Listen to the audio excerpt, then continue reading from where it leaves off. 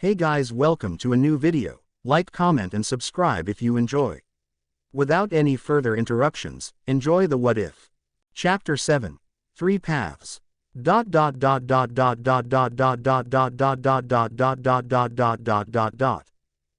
World of the Living, Karakura Town. X. Isshin Kurosaki sighed heavily as he stared at the large picture of his wife on the wall.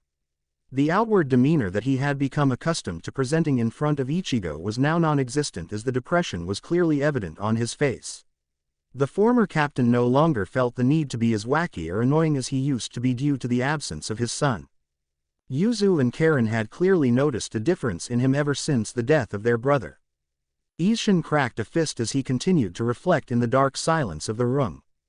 Next to Masaki's large picture was one of Ichigo at 15. The orange-haired teenager had a friendly scowl on his face and a look of confidence. Isshin stared at it intently. You had your whole life ahead of you, Ichigo. Maybe you could have even become a Shinigami like me, or a Quincy like your mother. I knew you could see spirits. I should have warned you about hollows. But how could White have found us here? Whatever killed you, Ichigo, was looking for you. I can't let the same thing happen to Karen or Yuzu. Maybe I should talk to them. What are you doing? Karen's voice sounded from out of nowhere. Isshin jerked around, surprised to see his raven-haired daughter looking up at him confused. Her timing seemed ironic to his previous thoughts, prompting him to wonder if he should tell her. The man frowned as he tried to come up with an appropriate response. I was just looking at Ichigo's picture. Sometimes I wonder who he took after more, me or his mother. Why does it matter? He's not here anymore, Karen said bitterly. The man frowned at his daughter's attitude. It's been over 2 years, Karen. You've never talked about what you saw that night. Even the police couldn't get anything out of you, but I think it's about time you talked to me about it. I've given you time, but now I need to know exactly what happened. What? The girl said, shocked by her father's bluntness. You can tell me anything, I'll believe you, so please just open up, Isshin said with a heavy tone of seriousness. Karen was shocked by his request. Normally her father would never directly ask her serious questions, especially when it came to Ichigo. The 13-year-old girl glared at her father somewhat disapprovingly. Somehow I doubt that. Why does it even matter anymore? You didn't seem this concerned about it 2 years ago when he died. He didn't die to a murderer, did he? You saw something. Tell me, Karen, Isshin replied sternly. He hated having to be this stalwart with his daughter, but he knew that she knew something about Ichigo's death. Karen bit her lip and looked away. I don't know what you're talking about. Something else killed him, didn't it? He continued despite the fact that Karen now appeared emotionally defensive. The young teenager backed away and yelled at him, just stop it, okay? Even if I told you, it wouldn't change a thing. It's not like you would believe me anyways. It was a hollow. You can see them just like Ichigo, can't you? Isshin concluded. Karen's eyes widened in disbelief. What are you talking about? I knew you two could see spirits, because your mother and I could as well. I wanted you to live normal lives until you were old enough to learn the truth. Unfortunately, that was a mistake. Ichigo wasn't prepared for worse the spiritual world had to offer. I regret not warning him about hollows, but I won't make the same mistake with you, Karen. You need to know what a hollow is, Isshin explained. Karen's eyes were full of both amazement and disbelief. She couldn't even find the words to reply as she simply stared at her father, shocked. Isshin took her silence as his cue to continue. Hollows are corrupt spirits with fractured souls. Most originate from human souls who die in the world of the living. Have you ever seen spirits with chains on their chests? That is called a chain of fate. It links the spirit to the body. Dying causes it sever. Eventually, if left unattended, the chain will corrode into nothingness. Once their chain of fate is gone, the spirit will cease being a spirit and become a monstrous creature with only one desire, to consume other souls. That is what a hollow is. It's what killed your brother and mother, Isshin said with a stoic look on his face. Isshin was somewhat surprised to see Karen's reaction to the news. She seemed less defensive now as she held her head down. That night 2 years ago, I saw a masked creature drag Ichigo away. What did it look like? Did it have horns and long hair? Was it white and black with red markings? Did it have an accentuated hole in its chest? Ishin's eyes lit up with fury as he watched her anxiously. Karen looked into his eyes for a brief moment. Wait, long hair. Horns. That's what Ichigo looks like now. Does he not know Ichigo is that hollow? Should I tell him? For some unknown and unexplained reason, Karen felt that telling her father the details of the hollow that attacked Ichigo or the fact that Ichigo was now a hollow himself was a bad idea. She thought deeply about how to respond. Telling him that a hollow turned Ichigo into that thing is only going to hurt him more. Father has been through enough pain already. I think that was it, but don't remember what it looked like, but I do know that a masked creature definitely killed Ichigo, Karen half lied. She regretted having to do so, but she felt as if it was the best way to protect both her brother and father at the same time. Ishin cracked a fist. That hollow that killed your brother, its name is White. It is one of the most powerful and dangerous of all its kind. The Soul Society views it as a serious threat, and I will be the one to kill it. What? Karen gasped. You can't kill one of those things though. And what's the Soul Society? The man sighed. Oh, I guess I should finish explaining how the spirit world works so you understand. The spirits that linger in our world always end up in one of two places. They either become hollows or a Shinigami will show up to send them to the afterlife. Normal human spirits are called pluses. The good ones go to the Soul Society once a Shinigami performs a Kanso. The bad ones are sent to hell. This is the primary duty of Shinigami. The other duty is to purify hollows. How do you know all of this? What does any of that have to do with us? Karen asked uncertainly. Ishin pointed his thumb back at himself. I used to be a Shinigami, Karen, it's why you and your brother can see spirits. Masaki could too, but she is what's called a Quincy.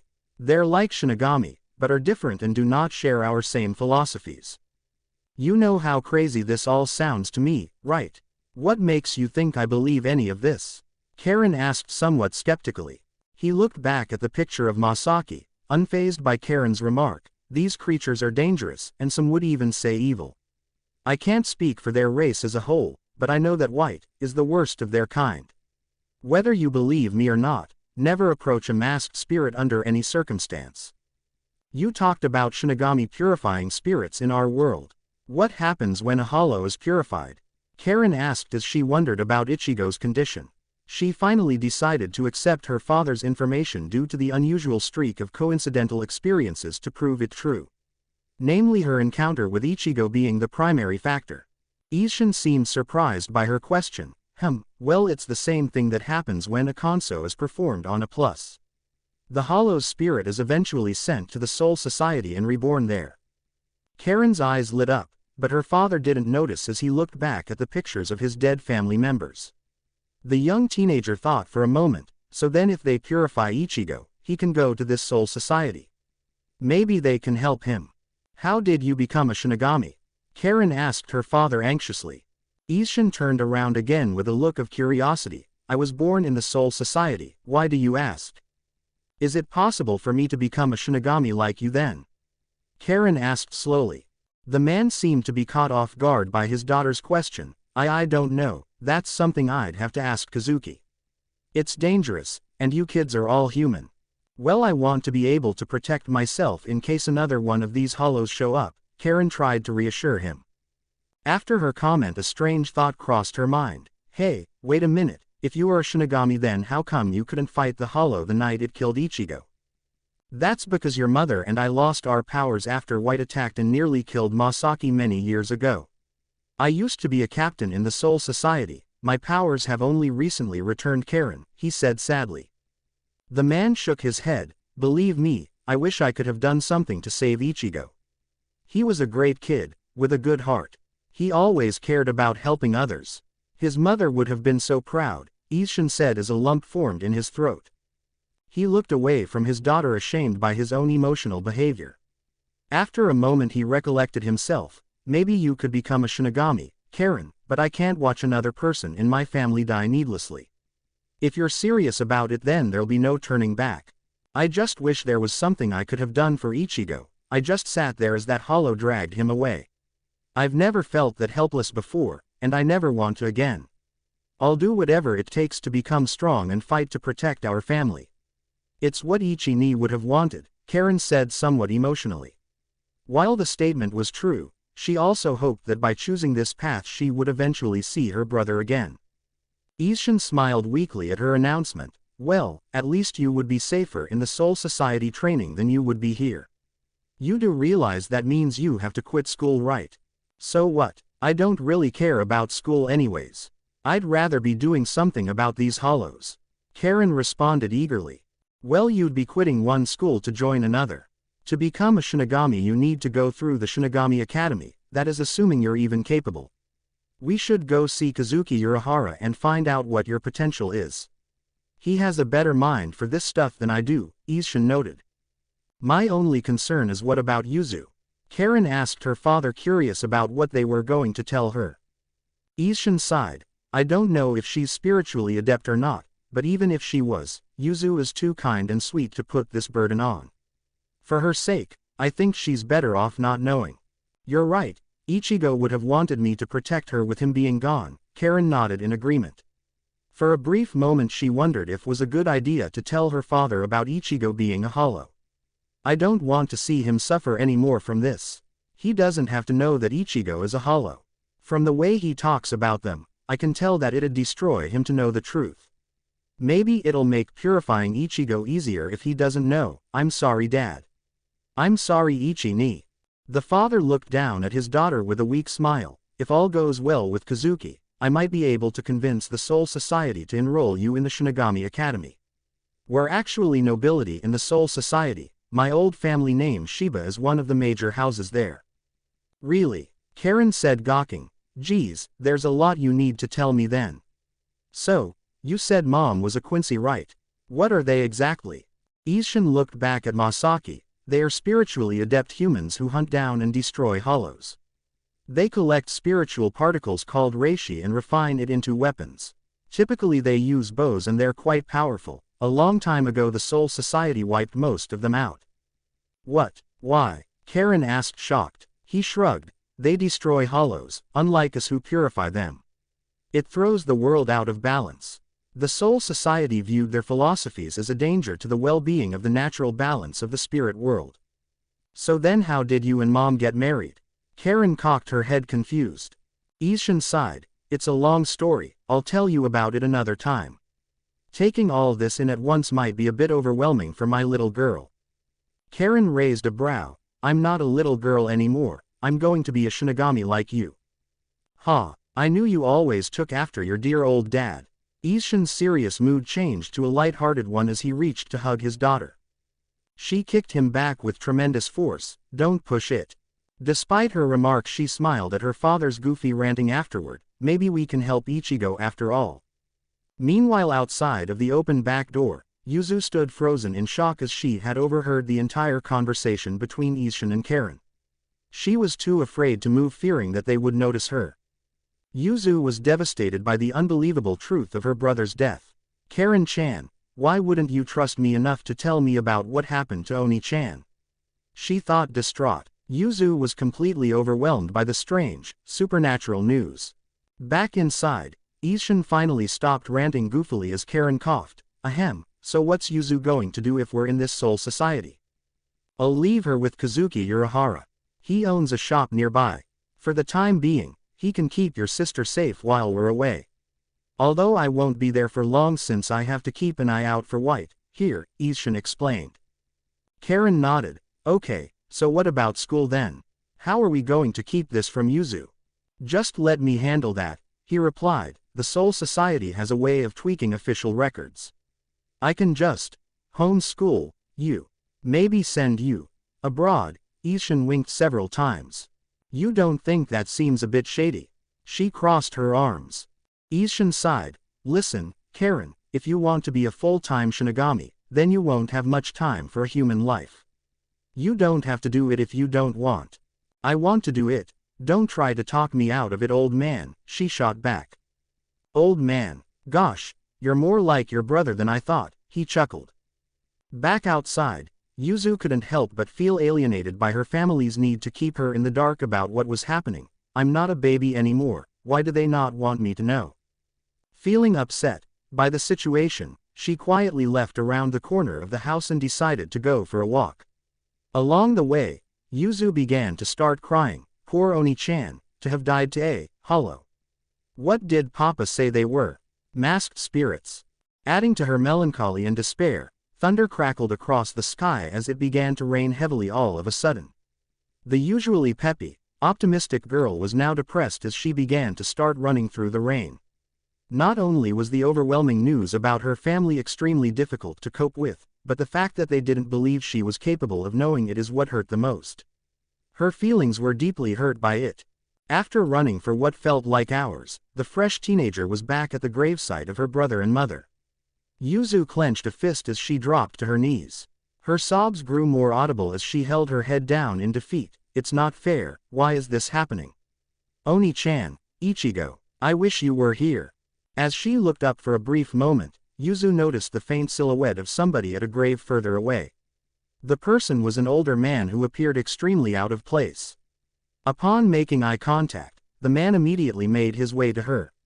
He was quick to speak his mind. You can see me. Who are you? Of course I can, Yuzu replied nervously. Upon noticing the chain in the man's chest, a revelation struck her. Are you a spirit? His eyes saddened upon hearing her comment. I don't know. I've been here for a long time, and nobody ever notices me. You can see me though, am I dead? I think so, Yuzu replied somewhat frightened. In truth, she had grown more spiritually aware ever since the death of her brother. She had been able to sense them around her, but only now was she able to fully see the dead like Karen. Why is this happening? Why can I see ghosts now?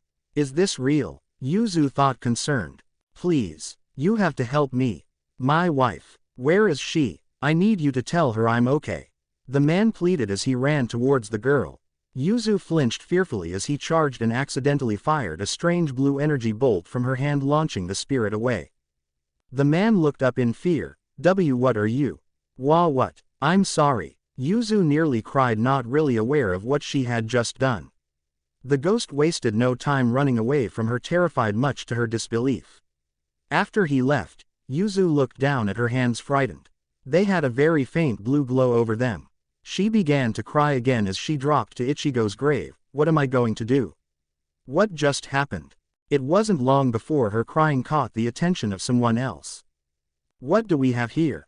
A little girl crying in a graveyard all alone.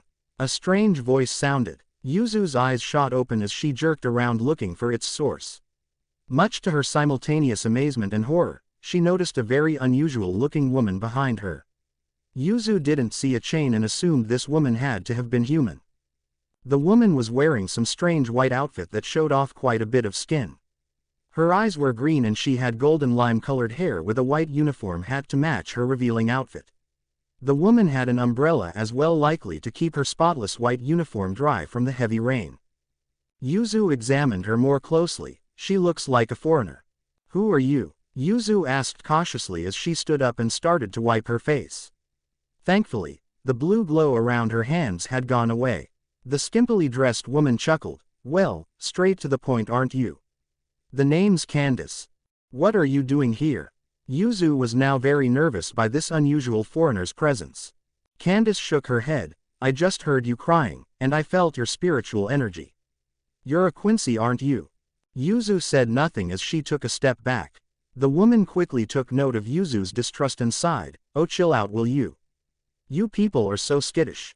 I'm not going to hurt you, little girl. I'm a Quincy too.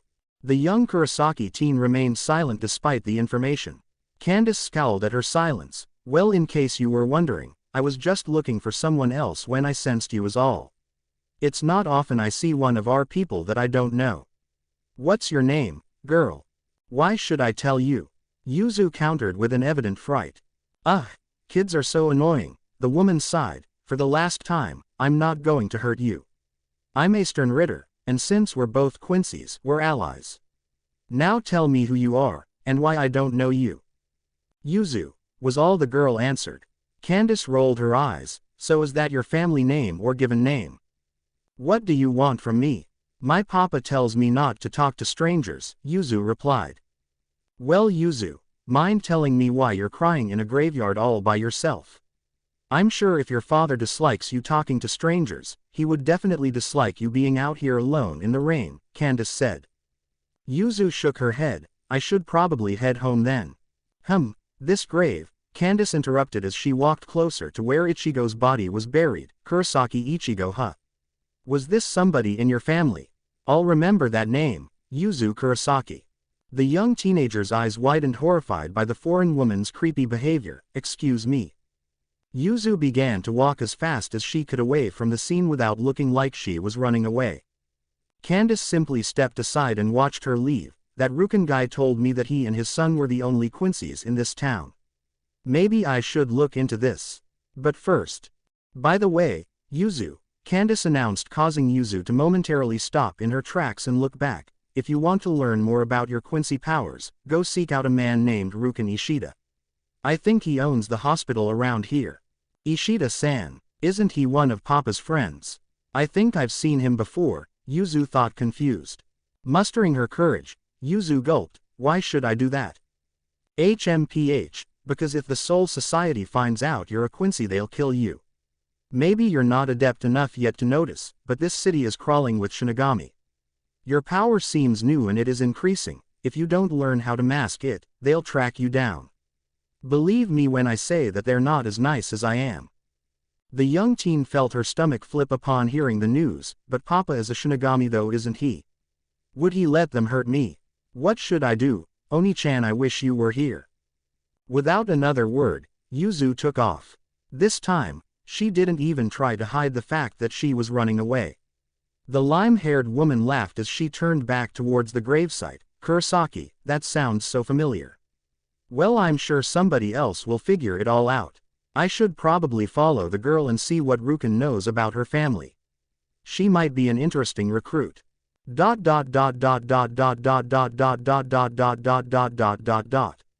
X Karakura Town Hospital, 1 hour later. Yuzu panted heavily as she arrived at the hospital. It appeared less busy than usual, likely due to the heavy rain. The Kurosaki girl was completely drenched head to toe, and had no doubt that she was probably going to get sick from it. Ignoring her appearance for the moment, she caught her breath and entered the front door of the hospital. Yuzu quickly approached the front desk and met the gaze of a very concerned woman behind the counter. The woman looked down at her. Oh, you poor thing, you're soaked. What happened? Excuse me, but I was wondering if there was any way I could talk to Ishida-san, Yuzu asked skittishly. She knew it was a long-shot request, but Yuzu felt it appropriate to try since Rukan was her father's friend. The woman at the front desk chuckled softly. Ahem, well, I'm afraid I can't just let some random person off the street talk to him. Would you like to schedule an appointment? Also, are your parents around? And no, he's a friend of my papa. I was just looking for him. I don't know where Ishida-san lives, Yuzu replied. Why not ask your father then? The front desk lady questioned. Yuzu was beginning to doubt that she had a chance of meeting the man this way. She sighed as she turned to leave. I suppose I should then. Thankfully the woman seemed to feel bad about Yuzu's condition and spoke up. Well, I can tell him you came by if you give me a name, the woman suggested. Yuzu nodded thankfully. Kurosaki Yuzu. I would greatly appreciate if you let him know. As she made her way back towards the front door, the woman at the front desk stood up. Do you need me to call someone? A young woman shouldn't be wandering out in the rain all by herself. I'll be fine, Yuzu said softly as she left before the woman could stop her. As she exited, the 13-year-old turned the corner before the woman could pursue her. In part, Yuzu didn't want the woman to call her father. That would only stir up trouble. If they want to keep me in the dark, then I'll just play along, I suppose. Hopefully Ishida-san can help me, Yuzu contemplated. She was drawn from her thoughts when she noticed an older teenager leaning against the side of a building with an umbrella. He had glasses, dark hair, and wore a white outfit. He wasted no time catching her attention. Why are you looking for my father? He doesn't talk to that many people directly. I see no viable reason a girl your age would need to talk to him. Why, you're his son? Yuzu asked slowly. The young man nodded. That's right, Oryu Ishida. Care to tell me who you are? My name is Yuzu Kurosaki, she answered almost immediately. His eyes widened. Kurosaki. As in that carrot-head delinquent Kurosaki. You knew Ichigo? Yuzu gasped. The teenager nodded. Yes, we were in the same class. I remember he died over 2 years ago or something. You're his sister, I take it? Yes, she nodded. You said your father was friends with mine. That's unusual, so what do you want from him then? Ryu asked seriously as he pushed up his glasses. Yuzu gulped and decided to just tell the truth. I heard he was a Quincy, and that he could tell me about how to control my powers. Yuryu's eyes widened. What? You're a Quincy too? HMPH, come with me right away. Let's take cover before any Shinigami come around. Ryu quickly held his umbrella over her head and led the Kurosaki girl back around the hospital towards some type of side door. He performed some unusual spell-like action causing it to open and gestured for Yuzu to enter first. She decided to do so despite the evident risk of danger. Ryu immediately sealed the door behind them and brought the girl into what appeared to be a large underground chamber beneath the hospital. Yuzu stood there gawking in awe at it, but was drawn from her admiration when Ryu coughed. Well, if you are a Quincy then you did the right thing seeking out my family, but unfortunately, my father won't be much help to you. He doesn't care much for our cause or the fact that we're nearly extinct. Yuzu turned towards Ryu curiously, but, if he doesn't care, then how can he help me? That's precisely what bothers me about this situation. How did you find out he even was a Quincy if you don't even know about your own powers? Ryu asked. The girl looked away. This lady I spoke to told me to find him or else Shinigami would eventually try to kill me. I'm scared. The dark-haired Quincy thought for a moment. A lady. Could it be one of the Vandenreich Quincy's father and I spoke about? I don't like how suspicious this is, but if this girl is really a Quincy then I should do something about it. I can't let the Shinigami catch her. Did that woman tell you her name at all? Ryu questioned deep in thought. Yuzu nodded. Candace, I think she said she was a Sternritter or something like that. The teen's eyes widened. One of the Sternritters. And she sent you to us. Who are they exactly? Yuzu asked confused. Ryu pushed up his glasses and sighed. They're high-ranking, powerful Quincy's, the name itself means Star Knights. They've been coming around my father and I quite frequently as of late. They belong to an organization called the Vandenreich. What do they want with you? Yuzu wondered aloud. The young man held up his Quincy cross and showed her. My father is a pureblood Quincy and he and I both possess great spiritual power. They said they were recruiting survivors. My father had no interest in them, and told me to avoid their organization. Though I can't help but wonder what they have planned or how many there even are. Why would they send me to you then? Yuzu wondered. The raven-haired teen sighed. I don't know, but I guess that's not really a high priority at the moment. The fact of the matter is, we're both Quincy's. Since you have no clue about what that means, then I have no choice but to help you. This is all so scary, the young teen said shakily. Ryu nodded somewhat understandingly. Just sit down and relax for a minute, I'll explain the history of our people to you. Then we'll start working on dealing with your powers. Oh okay, Yuzu agreed as she took a seat.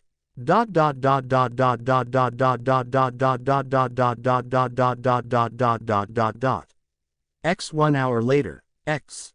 That is why Shinigami are dangerous for our kind, Ryu concluded. Yuzu sat there almost lost in thought as she tried to reflect on all this new information. After a brief moment, she shook her head, but, my father is a Shinigami and my mother was a Quincy.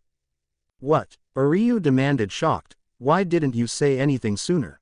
You're saying my Quincy father is friends with your Shinigami father. That's absurd. I thought I told you not to bring anyone here, Ryu, a voice sounded across the room. Both teenagers looked up in surprise noticing Ruken standing there with a stoic look on his face. He greatly resembled Ryu except for the fact that his hair was white. The man disappeared and reappeared in front of them at impossible speed, greatly alarming Yuzu. She cringed slightly as the towering Quincy stared down at her. The woman at the front desk said a girl was looking for me. I had no idea it was Ishin and Masaki's daughter. So, you've awakened Quincy powers. What are you doing here? Ryu almost demanded. Ruken gave him a cold look. I own this building and built this underground training area. The real question is what are you doing bringing people in here behind my back? I'm sorry Ishida-san. Yuzu immediately bowed her head, but a strange woman told me to find you since I am a Quincy. Yes, I expected as much. The Sternritters probably want to know what your origin and relations are to my own family since I told them Ryu and I were the only Quincy's in Karakura town, Rukin explained. So what should we do about this? I was going to train her. Ryu began wondering how his father would react. Rukin simply stared at Yuzu intently. You take after Masaki then, interesting. I'm curious how Isshin would react to this. Please don't tell Papa, Yuzu objected, causing both Ishidas to eye her surprised. Why is that? Rukin questioned. Yuzu looked down sadly. My sister, Karen, wants to be a Shinigami like Papa. They don't want me to know about any of this spiritual stuff. The only reason I found out is because I eavesdropped on their conversation. My sister Karen has always been able to see spirits, Oni-chan could too. They think I'm normal.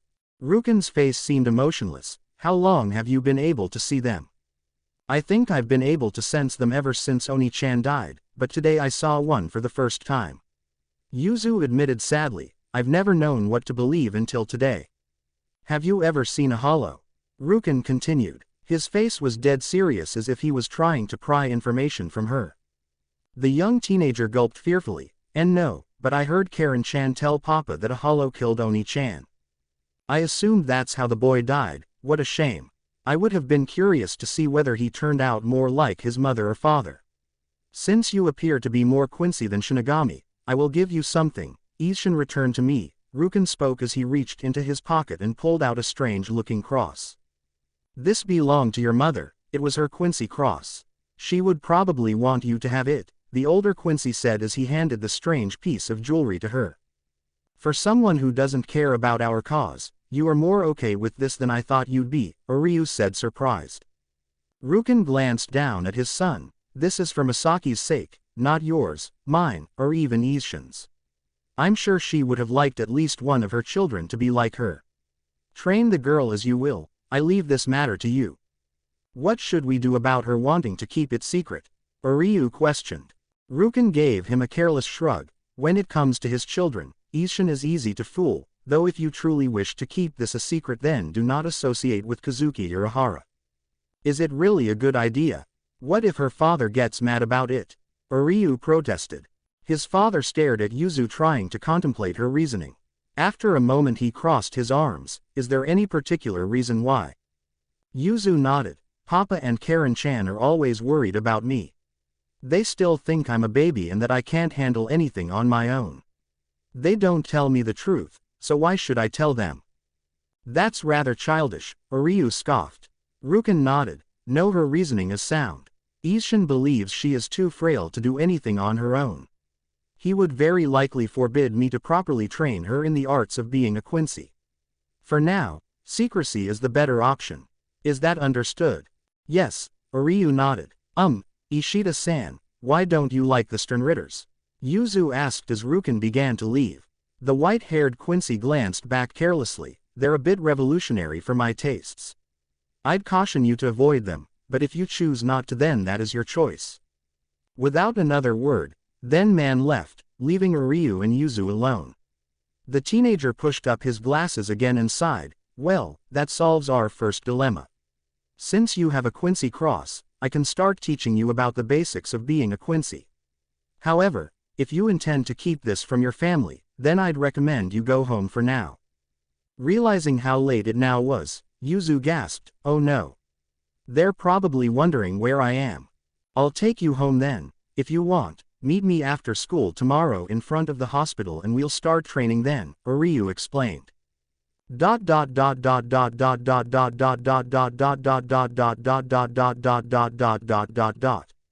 30 minutes later, Yuzu slowly approached the front door to her house, and opened the door. Upon entering, she noticed Isshin standing there concerned. Yuzu.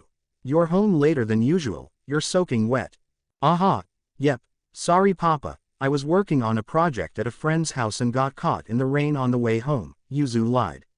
She hated having to do so, but the girl thought it'd be best to play along in ignorance to her family's true nature. The man nodded for a moment. Well, you should be more careful out there, I would have come and gotten you. Next time let me know. Oh, Yuzu's back, Karen asked as she came around the corner. Hey, so guess what? What? Yuzu asked, knowing full well that they were about to explain an excuse for Karen to go away. I got accepted into an exchange program. Karen said, uncharacteristically cheerful. Even under normal circumstances, Yuzu would have been able to tell that it was fake to a certain extent. Feigning ignorance, the girl smiled. Oh, that's amazing, Karen-chan. Where are you going? Somewhere overseas. Not really sure where yet, she announced excitedly. The other girl cocked her head. Ooh, when do you leave? Tomorrow actually, Karen said, somewhat less cheerful. Yuzu frowned. So soon? I'm going to miss you. Don't you worry, she won't be gone forever. Ishin grinned, patting his daughter on the head. Karen immediately hugged her sister afterward. I'll miss you too, Yuzu, but don't you worry, because I'll be back before you know it. By the way, I have a friend of mine I want you two to meet tomorrow. His name is Kazuki Urahara, he owns a shop down the street. You'll be staying with him for a little bit, Yuzu, while I take Karen to her overseas sponsor. Since she's younger than average exchange students, I want to take her there myself, Ishin explained. Yuzu wondered if she would have believed this excuse had she not learned the secrets of her family earlier that day. The girl nodded at the explanation. Okay papa, I'm going to take a bath. The water's still warm, Karen told her as she gestured for her sister to go. After she left, Karen and Ishin traded sad looks about having to lie to Yuzu. The man leaned down and whispered to Karen, don't worry, Kazuki's a good guy. He'll make sure she's okay. I hope so. Yuzu's going to be lonely with both me and Ichi gone, Karen said sadly.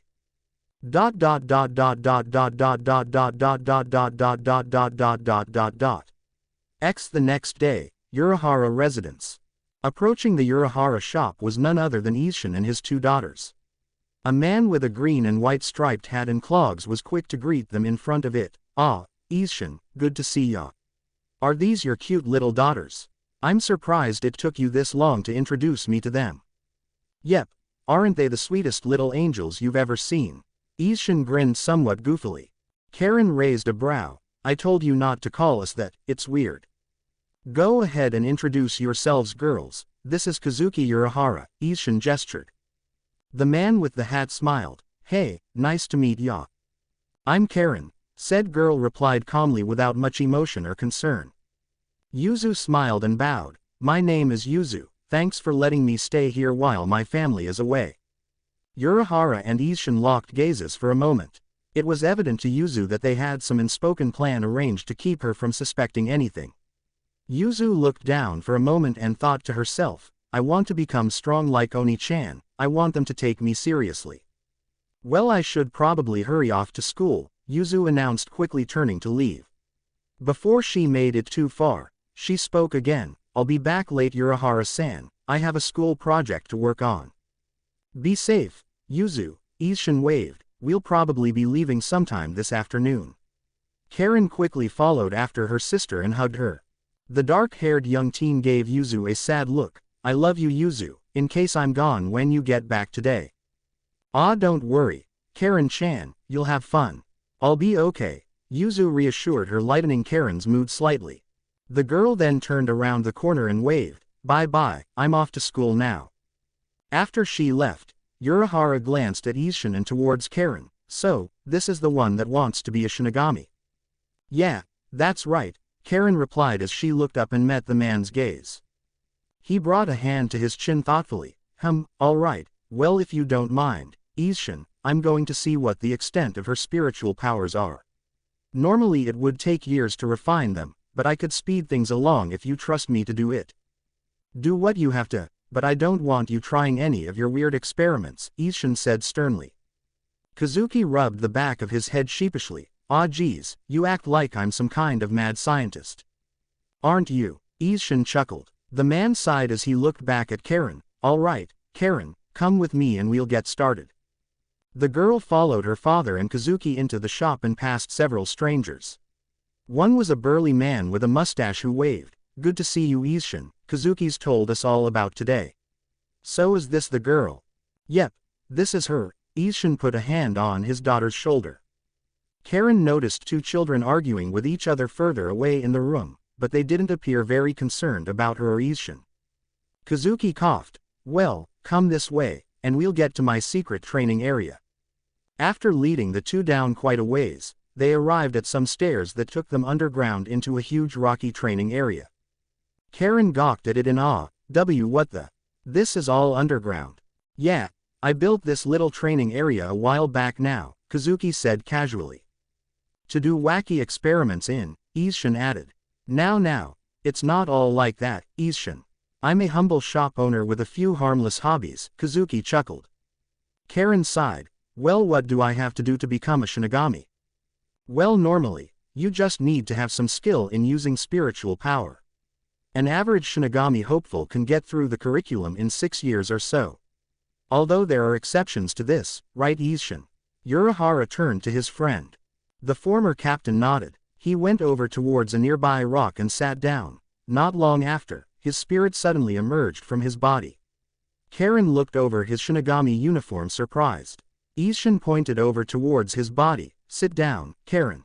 Doing as instructed, she sat next to Ishin's body, which appeared to be sleeping in an upright seated position. He reached down, and much to her disbelief, pulled her spirit out of her body. Karen was beyond shocked as she could now see her own body in front of her. Upon noticing the chain on her chest connected to her limp body, Karen knew that she was in spirit form. Kazuki looked over at Ishin seriously. You realize we're going to have to cut it if she wants to go through with this. Wait, what does that mean? Karen asked. It means you're going to have to die, in a manner of speaking, Ishin said distantly. Karen cocked her head. I don't understand. Ishin spoke seriously. You have the spirit of a Shinigami, but you are also still human. By cutting the chain, you will be able to fully pursue the Shinigami path. While you're away, Kazuki will preserve your body so that you may return when appropriate. You'll technically be dead, but you will be able to return to your body. It will be a proper Gigai, and he will make sure it ages in correspondence to your spirit. This is crazy, Karen thought somewhat nervously now. Ishin gave her one last look in the eyes as he reached for his sword. This is it, here and now, Karen.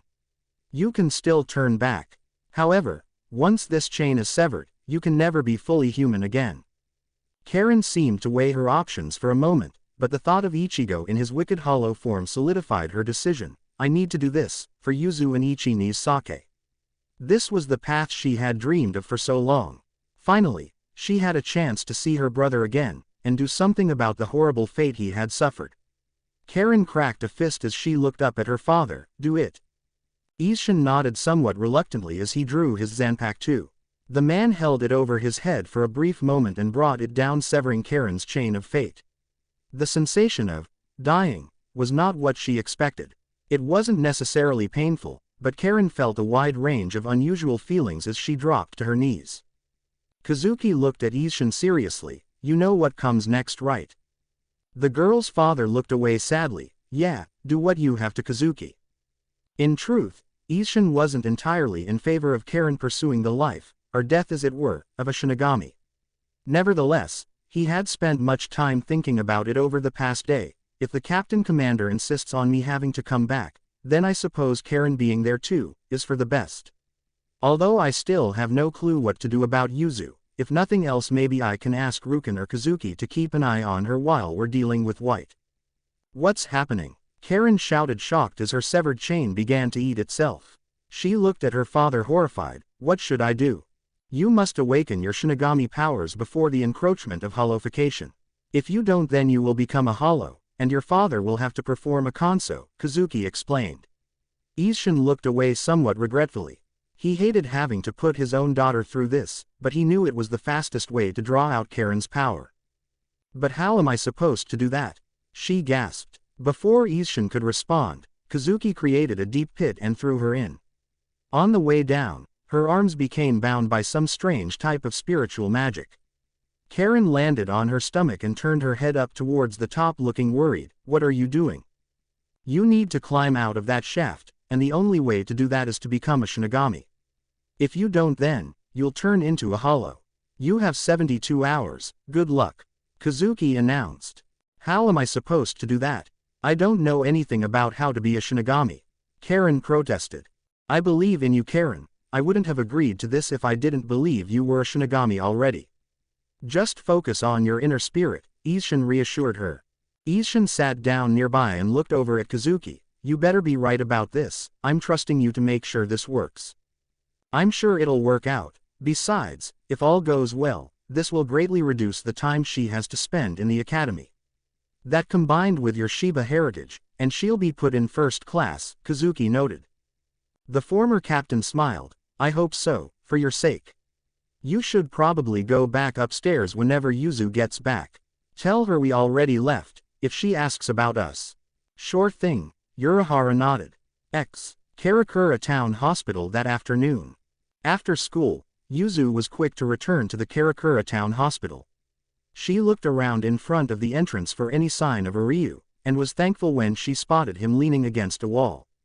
The Quincy approached her casually. Glad to see you made it, come on, we're going to start training underground. Okay. Yuzu nodded as she followed Ryu around the side of the building and into the underground chamber. Upon their arrival, Yuzu looked around surprised to see it had been refurnished with a wide variety of training equipment, training dummies, targets, and any manner of useful tool one could imagine. Ryu looked at her and spoke calmly. To understand your Quincy powers you need to know where they originate.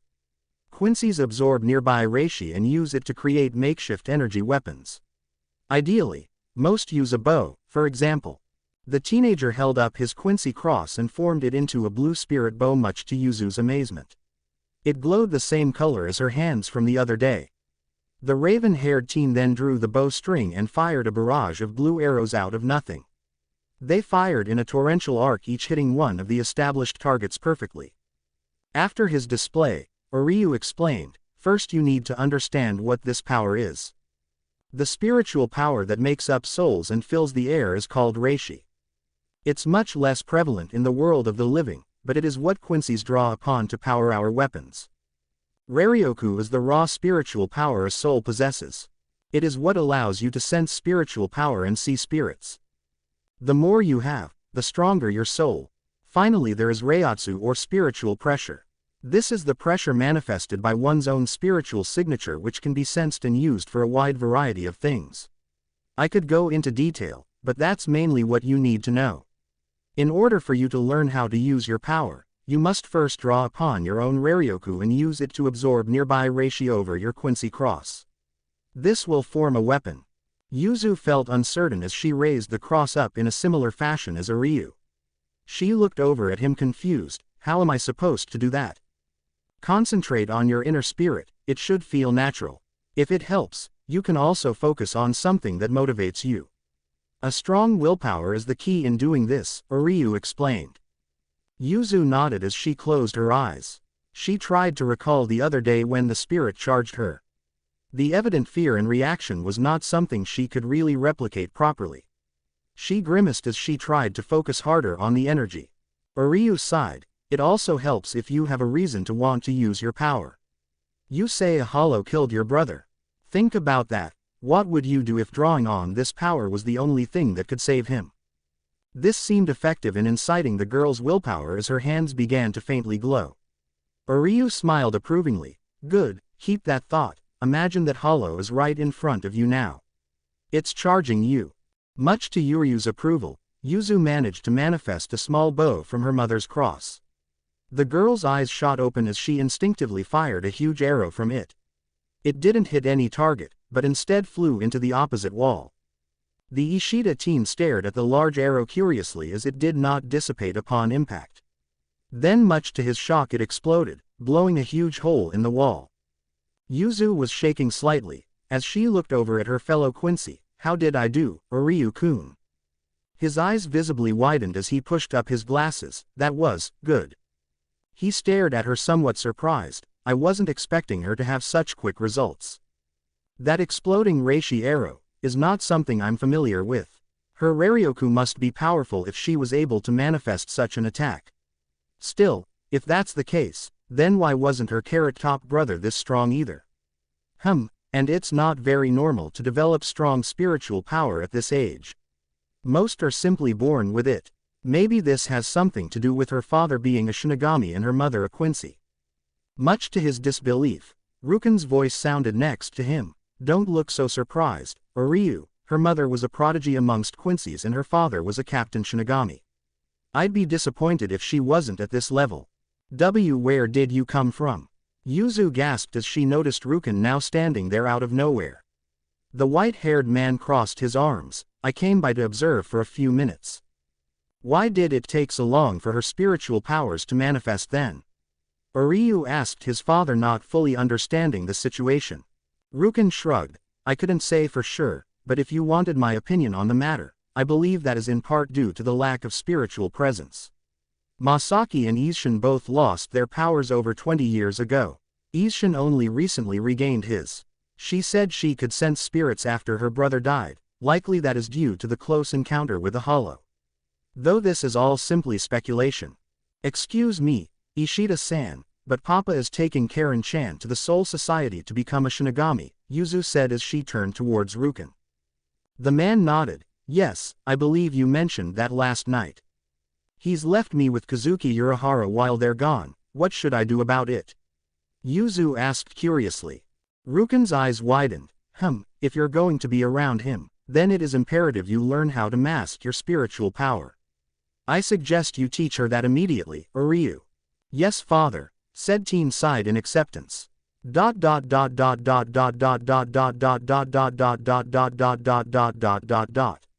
X beneath the Urahara shop. X. How's it going down there, Karen? Urahara asked as he looked into the pit below.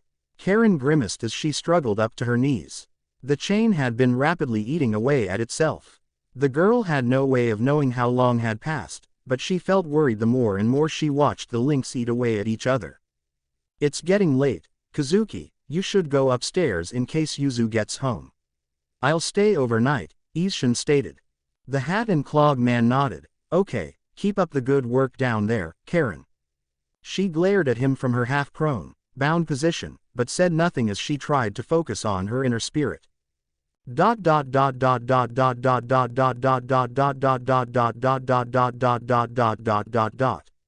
X upstairs. X.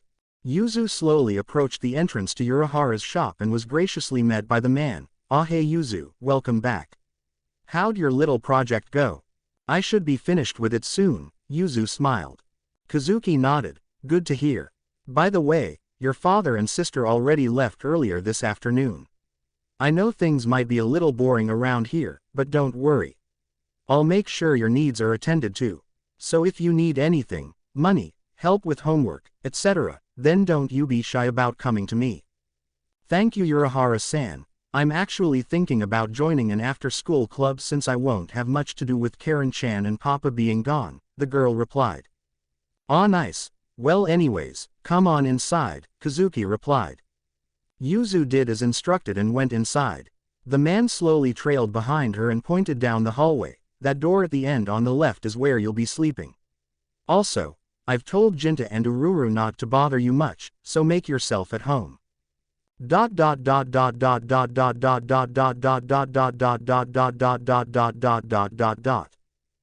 days later. X. Karen grimaced fearfully as her chain was nearly gone now. In a moment of desperation she felt her consciousness slipping away. Before long she found herself in some sort of strange landscape. It was an ocean with a glowing blue moon shining over a dark night. She was standing on what appeared to be a small island with a single, massive tree. Karen gasped as she tried to figure out where she was. A voice quickly caught her attention. Karen. The young teen looked over at the voice's origin and noticed a woman with blue hair the same color as the moon's. She was sitting on one of the tree's branches. The woman quickly leapt down and looked her over seriously. I'm guessing you have no clue who I am or where we are. This is my inner spirit, Karen assumed. The blue-haired woman grinned. Correct. The sight of another individual quickly caught her attention as well. It appeared to be a long brown-haired man with sunglasses adorned in a tattered flowing coat. He had a light, grizzled beard and a look of dead seriousness. Who are you people? Karen asked curiously as she looked between the man and woman. Well now that is the question isn't it? You're a smart girl aren't you? Maybe you can figure it out. The woman taunted. Karen glared at her. You're pretty condescending for somebody who just met me. This might be our first time meeting, but we know everything about who you are," the man spoke up, causing Karen to shift her focus to him. It was then Karen had a better grasp of who they were. "Why would people be in my inner spirit unless—" "That's right, we're a part of you," the woman answered for her. Karen glanced over at the man and scowled. "So what's with him then?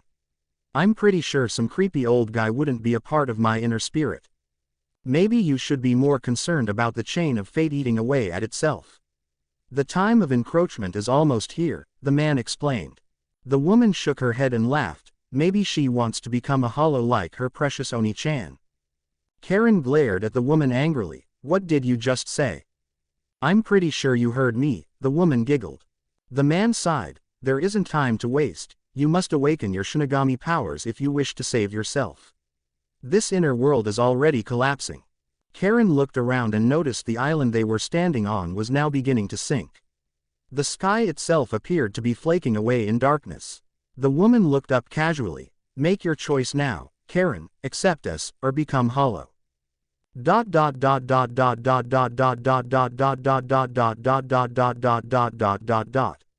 Beneath Urahara's shop. Karen awoke from her inner world with blue spiritual energy surging from her body. The restraints on her arms could no longer hold her as the girl managed to break free from them. Looking down at her chest, she noticed one final link about to chew away at itself. Reaching for it, she suddenly manifested a sword from her body. The chain suddenly disappeared as the blue glow of power erupted, followed by her swift escape from the pit. Kazuki looked impressed, and Isshin relieved as they noticed the girl now adorned in Shinigami attire with a sealed Zanpakuto in her hand. Karen was shocked by the turn of events and looked over her appearance, amazedly. "What just happened?" "Good job, Karen, I never once doubted you," Kazuki said, grinning as he rubbed the back of his head. Isshin sent him a short, intimidating glare before turning towards his daughter with a wide grin. He immediately hugged her. "My beautiful daughter is now just like her dear dad." Under normal circumstances, she would have comically deflected his affection, but due to her relief and excitement, the girl hugged him back. Afterward she quickly punched him in the gut. "Next time you better warn me when you let me lie in a hole for 3 days. Isshin doubled over. "That actually hurts now." After a quick, amusing argument, Kazuki coughed to catch their attention. "Well anyways, sorry about having to do that, Karen, but it'll make your time spent at the Shinigami Academy a breeze. In fact, I'll go ahead and set up the door to the Seraiti. I'm sure your dad will have you enrolled in no time." "How has Yuzu been?" Karen asked, concerned. Kazuki shrugged. "She seems all right, said something about joining a school club." "That's good, I just don't want her to be lonely," Karen nodded. While Kazuki's setting up the doorway, "I'll give you a rundown on how the Soul Society works, Karen," Isshin said as he motioned for his daughter to sit down next to him.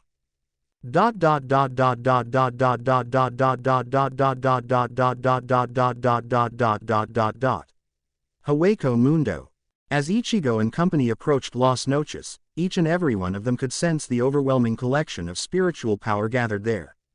The sound of chanting and thumping could be heard even from the distance they were at. Harabelle glanced over at Ichigo, concerned. "I've never sensed so many hollows in one place before. The ground is shaking. Do you feel this?" Apache cut in as she felt the rhythmic thumping continue.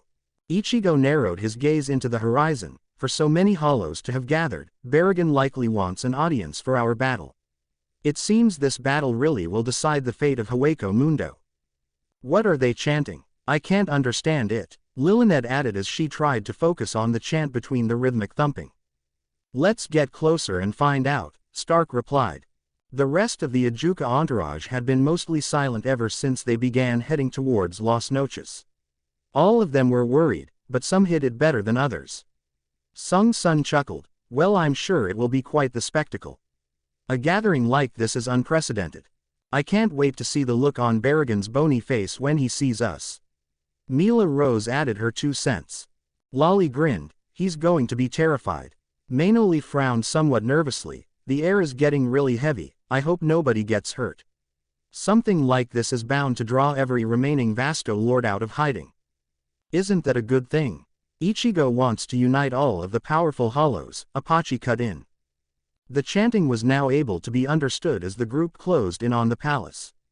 It echoed like a thunder as the sound of thousands of hollows chanted, "White, white, white, white, white." Harabel glanced over at Ichigo. "They're chanting your name. Why?" Ichigo thought for a moment. "I knew this day would eventually come, but I had no idea he was going to invite half of Hueco Mundo to watch us battle." "I don't know, but my guess is that they're calling me here to challenge him," Ichigo surmised. "Then we should gladly oblige. I can't wait to kick some ass," Apache added. Harabel nodded. "Baragon's reign of terror ends today." Ulquiorra silently stared at Ichigo deep in thought, before turning his gaze upon the enormous palace in front of them. "I never knew such a structure existed out here. I wasn't even aware that this many hollows existed in Hueco Mundo.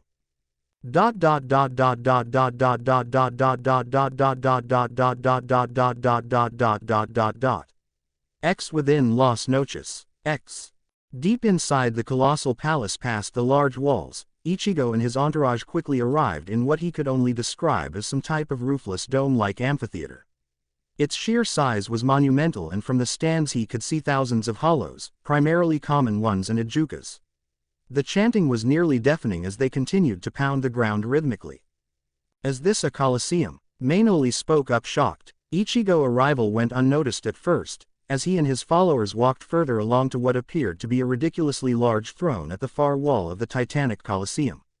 Ichigo quickly shut the crowd up when he charged a Cero between his horns and fired it directly at the throne where an impatient Baragon was seated. The bony skeleton lord quickly drew his axe and cut the Cero in half, sending both halves erupting into the distance, greatly damaging the walls and landscape behind him. One random Ijuka in the crowd was quick to state the obvious: "It's White. He's here." The crowd exploded into excitement as they began to howl and cheer in bloodlust. Their excitement was immediately silenced when Baragon raised a hand. "Quiet." Dead silence followed his command as Baragon and Ichigo stared each other down for a brief moment. The king of Hueco Mundo was quick to notice Ichigo's followers and scoffed, "Bah, it figures Harabel would choose to support you over me. Is this the extent of your spitefulness, Harabel? Or are you looking to insult me more?" "I already told you that I wasn't interested in working for you," the blonde Vasto Lord announced. Baragon grunted. "And yet it would seem, you now work for White. How amusing.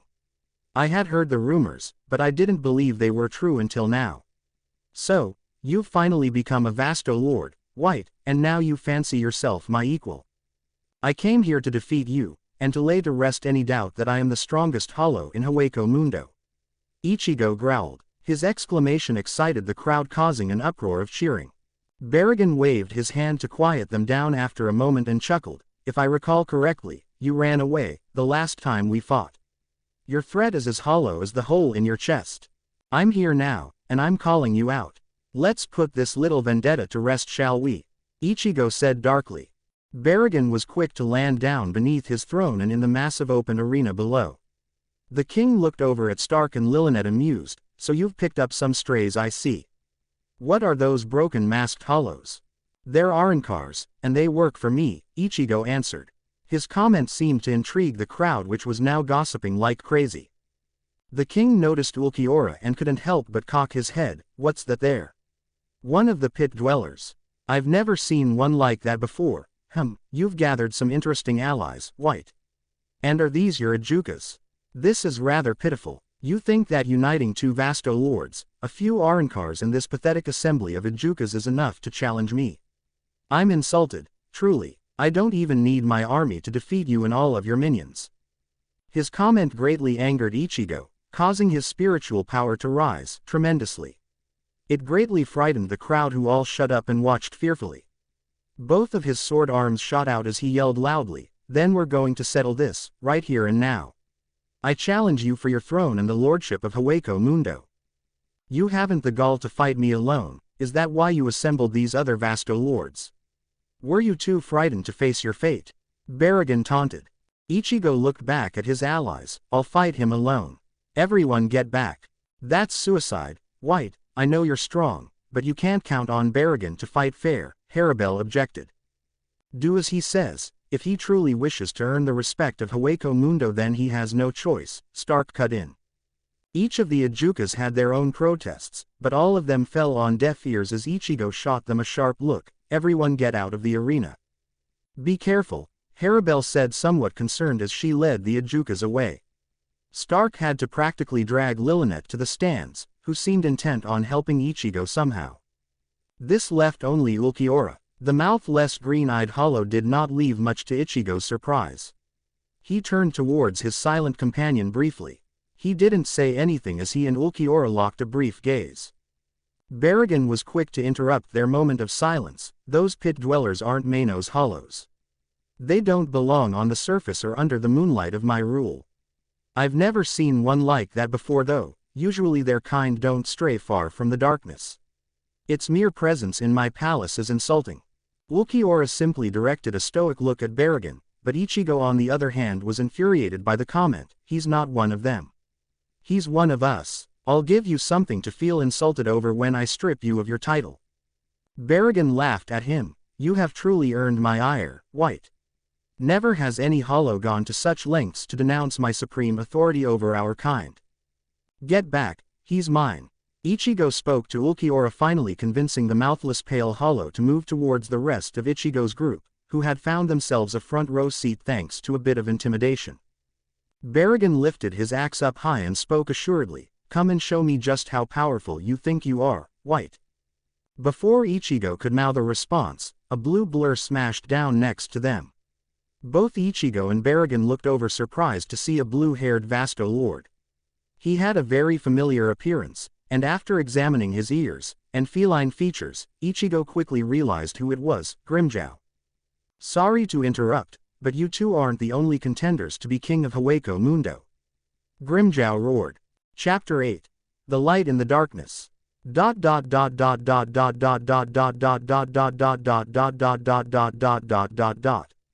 Hueco Mundo, within Las Noches. X. Barrigan's posture visibly tensed as he looked over at the new arrival. The ferocious, blue-haired, Vasto Lord was quite the sight to see. Ichigo could sense a tremendous difference in the former panther's power level compared to his previous encounter. The bony skeleton hollow cackled at Grimmjow. Who are you to so brazenly interrupt my altercation with White? The name's Grimmjow, and I'm here for the throne. There can only be one king in this barren wasteland, and that's me. The furious hollow shouted. Everyone in the stands watched with anticipation to see Ichigo and Barrigan's reactions. Ichigo cocked his head. I figured you'd show up eventually, but I didn't expect this. Stand down, Grimmjow. I don't want to fight you. This is between Barrigan and myself. No, White, you can't deny me this. I am a Vasto Lord. Grimmjow shouted. Ichigo's companions seemed surprised by the arrival of the other hollow. Who in the world is that? Apache mouthed off, wondering if Harabel knew. The blonde shrugged. I don't know, but he clearly knows White. How do you not know who he is? That's Grimmjow, the uncrowned king. A random nearby Ajuka cut in. Lolly and Mainoli traded looks for a moment. Never heard of him before. I have. He's a former panther Ajuka, a saber-toothed Ajuka interrupted. Ichigo's party turned their gaze towards the saber-tooth curiously. The feline glanced between the three Vasto Lords below and Ichigo's followers. Grimmjow is a dangerous renegade. We've been after him for a long time. I had no idea he achieved Vasto Lord. Even still, neither he nor White stand a chance against his majesty. That's awfully bold of you to assume, Mainoli said dryly. From what I understand, you guys are scared of White. Perhaps the lesser Ajukas are, but I have no doubt in my mind that King Barrigan is the mightiest hollow in Hueco Mundo. He called everyone here just to prove that once and for all. These aren't the first Vasto Lords to challenge him, but they will be the last, the Sabertooth said arrogantly. Harabel glared at the large cat icily. I suggest you back off. Her rising spiritual pressure greatly alarmed the nearby Ajukas, who immediately distanced themselves further. The Sabertooth backed away without trying to look nervous. All right, but don't say I didn't warn you. After Ggio left, Sung Sun looked at her mistress. Do you have that much faith in White's abilities, my lady? Harabel glanced over at the snake. He's been holding his power back to avoid hurting any of you. None of us have ever seen his full power, so yes, I believe he will fare well. Stark and Lilynette looked at each other somewhat concerned. The small blonde frowned. He's done what? The other Arrancar thought for a moment. Is that how he's been able to mingle with weaker hollows? It's strange that our presence isn't affecting any of these Ijukas or the crowd. Maybe that attack he used against us did something to help us control our power. Stark theorized. Harabel glanced over at the Arrancar. What are you talking about? Nothing. I'll talk to him about it after this, Stark replied. You think he will win too? Sung Sun asked surprised. The Arrancar shrugged. Well, if he wants to unite Hueco Mundo, he doesn't have a choice. White seems like a pretty determined hollow. I doubt he'll fail. His name's Ichigo. Stark, maybe you should use it. Lilynette said annoyed. Shut up. They're talking down there. Lolly hissed as she turned her gaze back down below. Berrigan laughed at Grimjow. Your name has no meaning to me, fool. No doubt you've been wallowing in the sand hiding beneath my gaze. A whelp like you could never be king, neither could White. None will ever surpass my power. I've ruled here longer than any hollow alive can remember. Whelp, you're going to regret saying that. Listen up, everyone. I started from the bottom of this hole and now I'm here. Neither you, nor White, can deny me this right, Berrigan. I'll prove to everyone here that I deserve to be king. I'll defeat both of you at once. Grimjow announced loudly. His fearlessness greatly excited the crowd, which erupted into a storm of cheers and approvingly howls. The name Grimjow won't be remembered after I erase you from existence. Berrigan said darkly. We'll see about that, you damned bastard. Grimjow wasted no time going in for an attack. He swiftly clawed Berrigan, delivering a powerful slash with a bladed extension from his elbow. It seemed to catch the king by surprise, and managed to inflict some damage. The crowd watched with disbelief as Berrigan looked down as his injured side with fury. The skeleton Vasto Lord turned towards Grimjow hatefully. That will be the last mistake you ever make, fool. Ha ha ha, who's going to forget my name? Who's going to stand on top of this world? The blue-haired beast laughed. Grimjow, Grimjow, Grimjow. The crowd began to chant as the new arrival had gained a lot of favor from his epic proclamation of victory. White, White, White. Mainoli started. At first it was only her, but a large portion of the crowd, especially the ones nearby, quickly joined in. Harabel glanced around at the crowd curiously. I had no idea White had this many supporters here. GGIO turned towards his fellow elite guards. Come on, show your support for the one true king. Berrigan, Berrigan, Berrigan. A large red bird Ijuka nearby flew up and caught part of the audience's attention. Don't be impressed by these pretenders. King Berrigan is invincible. Berrigan, Berrigan. The bird Ijuka flew along the stands and caught the attention of many in the crowd. Now the audience was chanting 3 different names, each trying to outdo the others. Berrigan growled angrily as he held his hand up to the crowd. Silence. His eruption of spiritual power terrified the majority of the crowd, who immediately shut up. Harabel raised a brow at the rising power. Berrigan's angry. This is going to be bad. I've seen what he can do. Come on, bitch. I don't have all day. Grimjow grinned maniacally. His amusement was short-lived, when the skeleton lord moved at incredible speed, swinging his axe.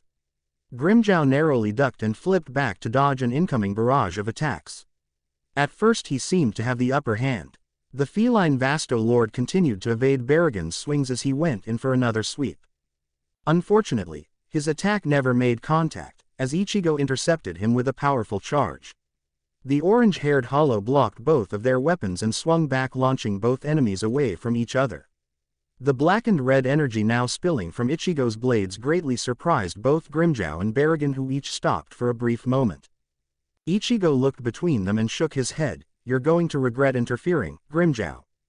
The blue creature glared at Ichigo angrily. You still think you're better than me, huh? We're all Vasto Lords here. The pinnacle of hollow evolution. What makes you think you're stronger than either one of us? I'll show you, Ichigo replied darkly. With a double-crossed arc, he blasted a wave of black energy at both opponents. Grimjow avoided it, but Berrigan decided to parry as he charged his axe and cut through it. The display greatly impressed the crowd, who all cheered at the sheer power they were witnessing. The remnants of the attack flew past part of the stand, slicing their way into the distance. Berrigan's spiritual pressure continued to rise as a familiar corrosive miasma began to pour from his body. Many hollows in the audience were well aware of this ability, which was what Berrigan was most feared for. It channeled over his axe as he gripped the weapon tightly. I will turn you both into dust. With a heavy swing he unleashed the miasma against Grimmjow. At first it seemed to be affecting him as the creature's skin began to flake.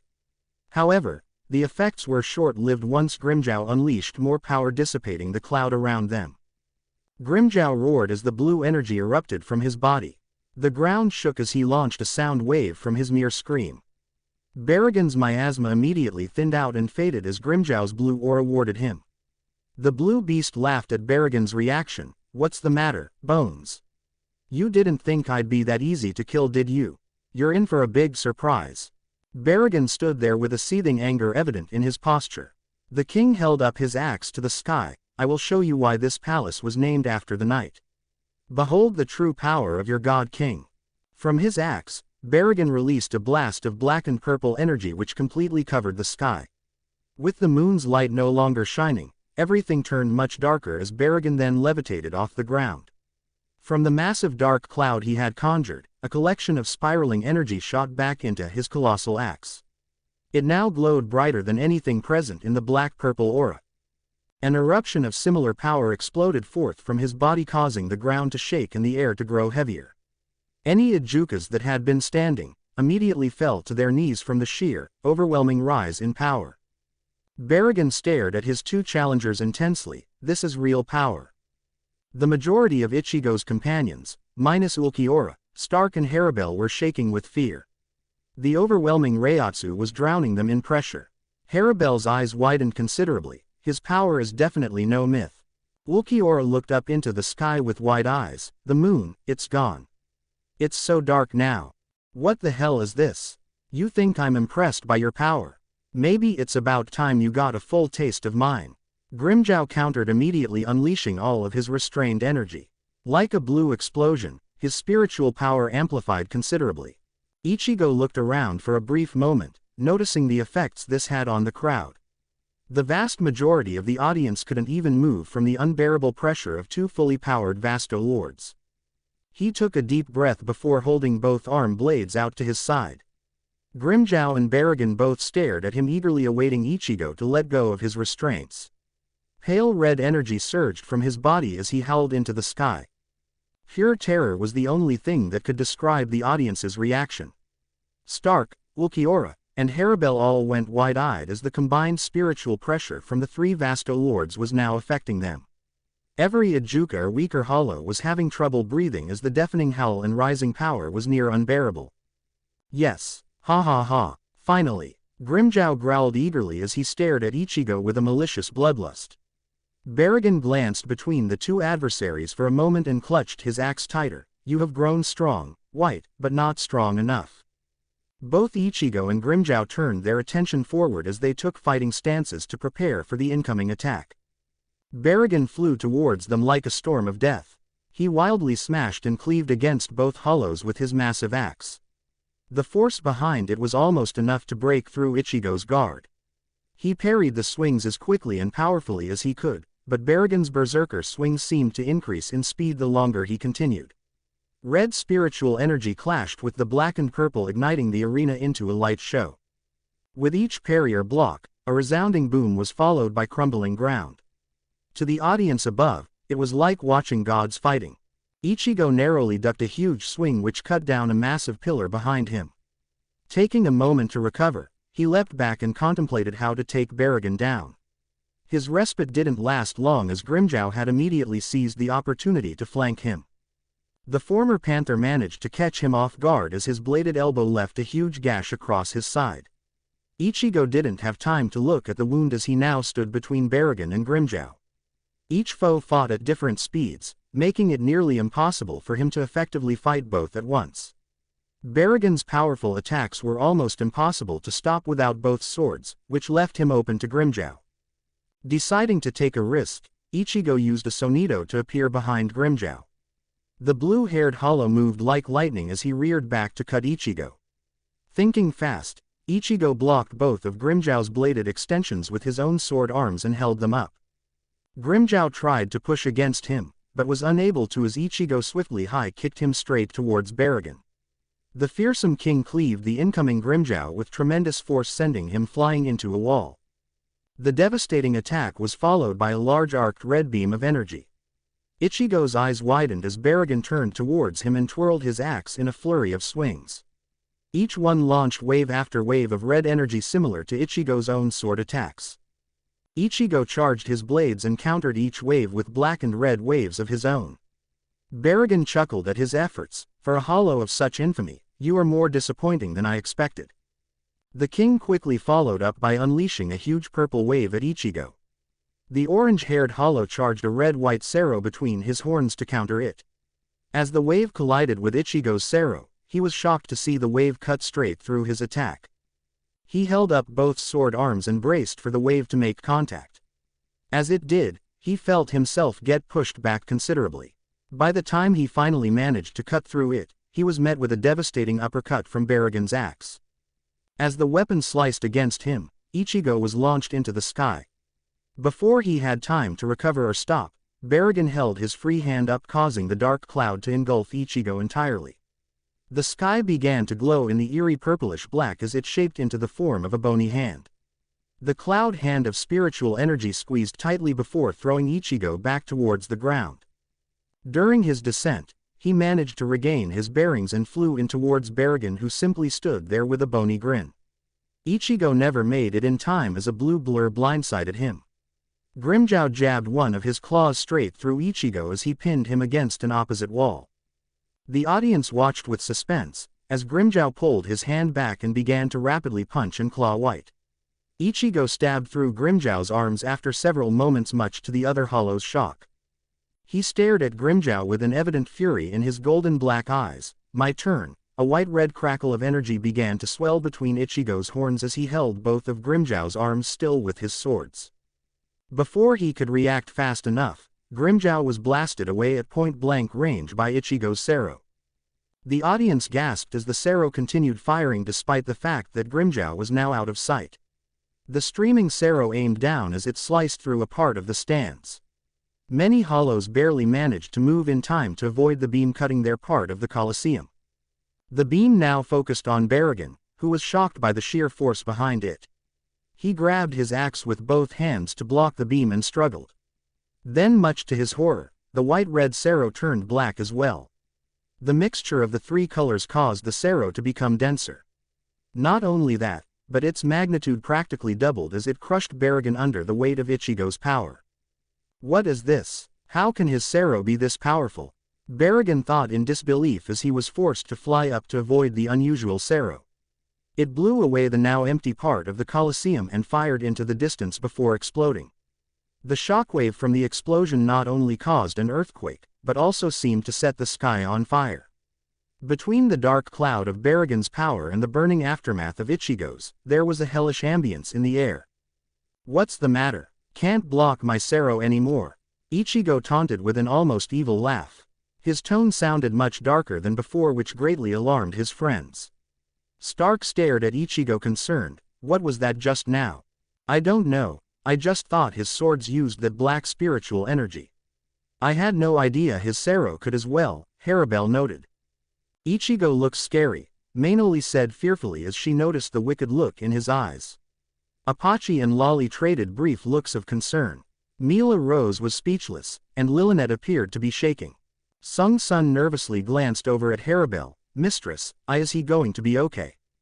I've seen him like this before, Apache cut in as she stared at Ichigo worried. It's when his instincts take over. Stark, what was that? Lillinette asked her friend horrified. The aftermath of Ichigo's attack was not only indescribably destructive, but it also evoked a near panic in the audience. Nevertheless, they remained frozen under the pressure of the Vasto Lord's power.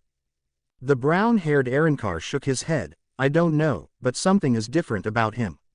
That look in his eyes seems dangerous.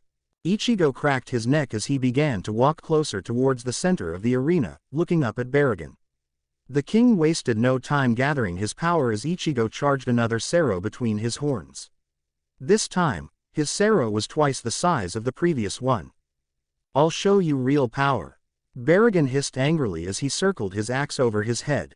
The dark clouds began to channel power into his axe through what appeared to be a vortex of some kind. As both hollows released their attacks, the audience trembled in terror. Those that could move, ducked down attempting to take cover as the two powers collided. Both attacks were deadlocked for a moment until Baragon managed to see Ichigo add his sword swings into the mix. He held his free hand up back to the sky and formed another massive fist out of it. Baragon immediately sent it down to engulf Ichigo. However, much to this disbelief, the power behind Ichigo's attack instantly vanished. Before he could realize what had happened, Baragon felt a black blade stab through him from behind. With his other sword, Ichigo swung for the king's head, sending him spinning towards the ground along with a wave of black sword energy. Ichigo began to laugh maniacally shortly afterward as he looked down towards Baragon's crash site. "White!" Grimmjow roared as loudly as he could. Ichigo turned towards the returned blue Vasto Lord. Grimmjow was covered in burns and many wounds, no doubt inflicted by Ichigo's point-blank arrow. The feline Vasto Lord panted and heaved heavily as he clutched his clawed fists tightly. Ichigo said nothing as he stared down the opposing hollow with an evil glare. "I'm through holding back. If it takes every last ounce of strength I have, then so be it. I will defeat you. Get ready to die." His claws glowed blue as huge, bladed extensions shot out of them.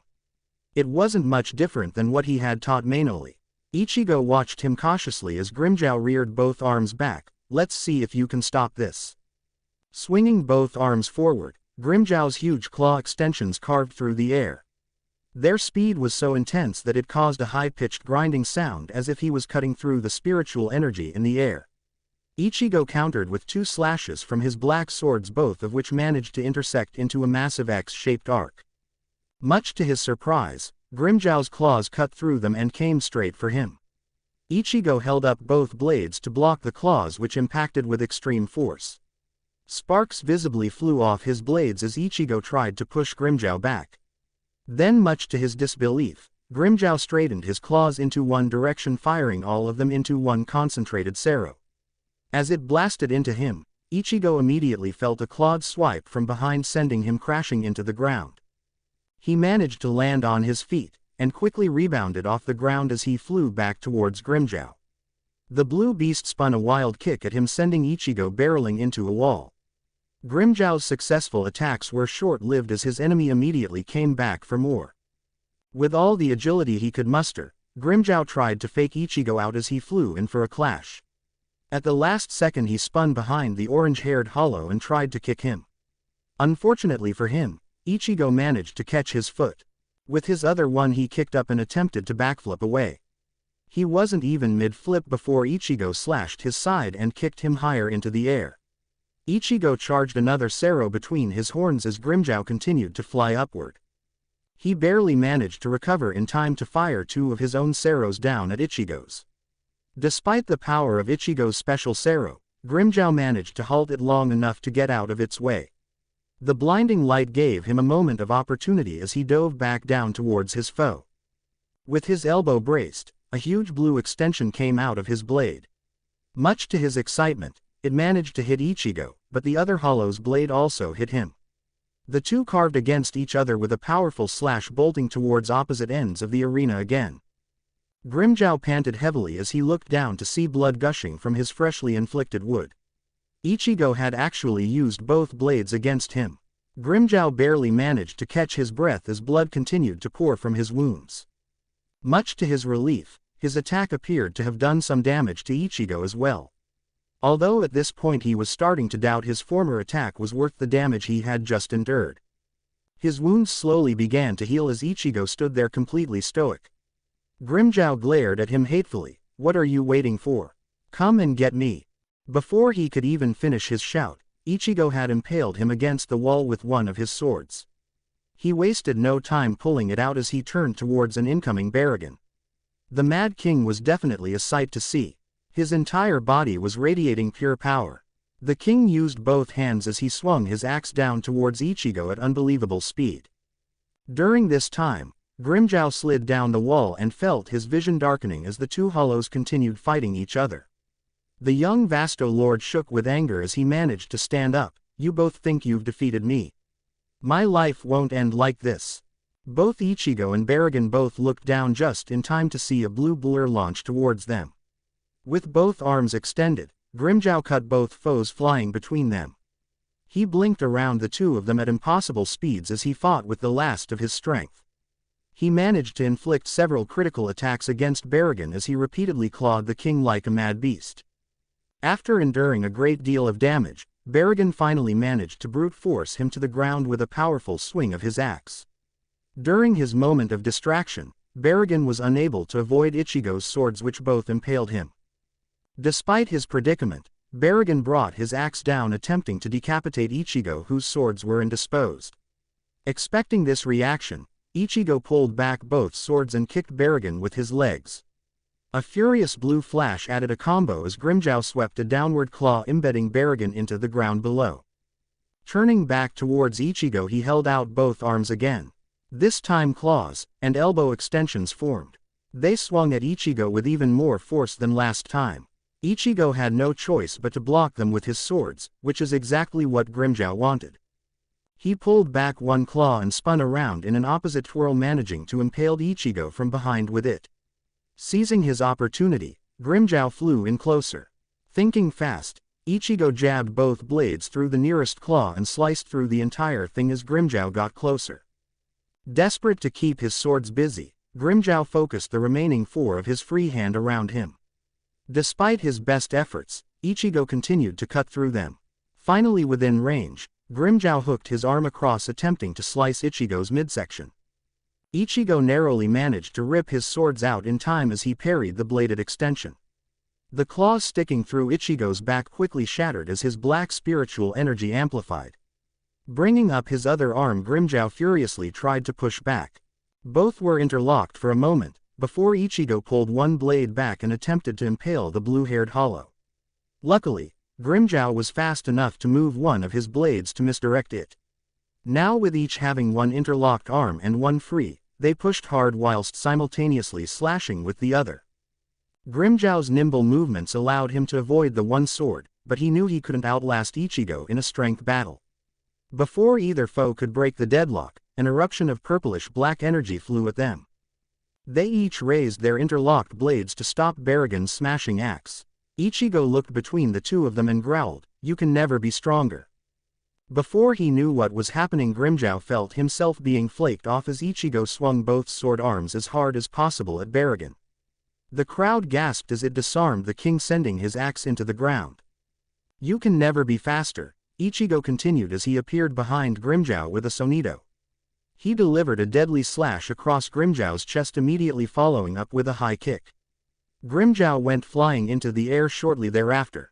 "You can never win," Ichigo finished as he receded one of his sword arms and punched Grimmjow back towards the ground. Upon his collision, Ichigo turned towards Baragon with pure killer instinct.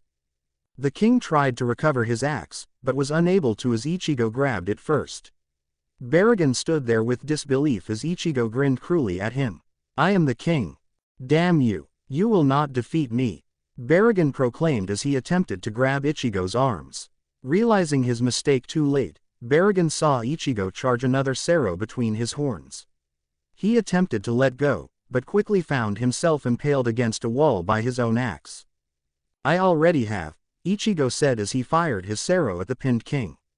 Another large portion of the audience fled either direction as the black, red and white Sero blasted out of Las Noches into the distance. Afterward, the audience stared in pure disbelief as Baragon was gone. Ichigo turned back towards the downed Grimmjow with an calm, but terrifying look in his eyes. Grimmjow barely managed to stand up as he wheezed for a moment. He stumbled forward as he tried to reach Ichigo. The orange-haired hollow slowly walked towards him. Ichigo briefly swung his sword back behind himself. Everyone in the stand stared shocked at the sight of a gravely wounded Baragon, now with a sword at his bony neck. Baragon barely had enough strength left to move as Ichigo immediately stabbed the blade through his chest. Baragon dropped to his knees clearly in defeat as Ichigo pulled out his sword.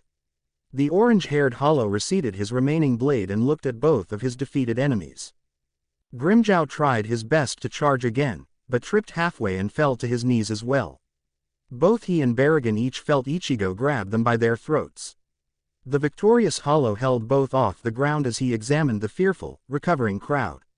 The audience now appeared to be able to move as the power level of the three foes receded. Kill them! Kill, kill, kill! One hollow shouted enthusiastically from the stands. He was a praying mantis Ichigo of some kind and had a front row spot.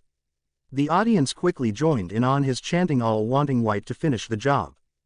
Kill! Kill, kill, kill, kill! They chanted over and over again as Grimjow and Berrigan weakly hung limp in his grasp. Harabel traded a concerned look with Stark, who wasn't sure what Ichigo was going to do. Time all but seemed to stop as Ichigo turned a hateful gaze upon his defeated foes. Clarity returned to him as he stared at them. Should I kill them? All of Ichigo's Ijukas joined in chanting with the audience as well. They were excited by his victory and wanted to see Ichigo seal the deal. Berrigan barely managed to speak. It seems no king rules forever. Grimjow barely managed to clutch onto Ichigo's grasping hand as the new king flew higher to where the entire audience could see him. The blackened cloud created by Berrigan began to disappear as a streak of moonlight shined over Ichigo, further signifying his might. Lord Berrigan. Ggio gulped fearfully as he watched from the stands, concerned. Grimjow's followers all had similar reactions, especially Sha Long. Kill, kill, kill! The audience continued to chant. Grimjow tried to squeeze Ichigo's wrist, catching his attention. The blue-eyed beast glared at him with his remaining energy. I hate you. Why? Why can't I beat you? Why? Damn you! White! Ichigo stared at the two of them with a look of seriousness in his eyes. You are strong, Grimjow, one of the strongest I've ever known. As are you, Berrigan. You're both kings in your own right, and I respect you as formidable vasto lords. You don't deny me as king? Berrigan asked uncertainly. You are both kings, but I am the king of kings, Ichigo replied, causing both foes to look at him shocked. What are you waiting for? The rabid praying mantis Ijuka shouted. Kill those weaklings. Kill them. Kill us now. You won't have another chance. You will not be king so long as I live. Berrigan added loudly enough for the audience to hear. No, Ichigo roared back, causing the audience to immediately shut up. They all stared wide-eyed as Ichigo landed back on the ground, letting go of both Grimjow and Berrigan. Ichigo glanced around at the amphitheater of hollows before turning his gaze back towards the gravely injured vasto lords. Ichigo stared at the two of them for a moment and hissed, You're both blind idiots, we shouldn't be fighting each other. His comment greatly confused the crowd as well as Berrigan and Grimjow. They both had looks of uncertainty. Berrigan was the first to speak. Is that not what the point of his duel was?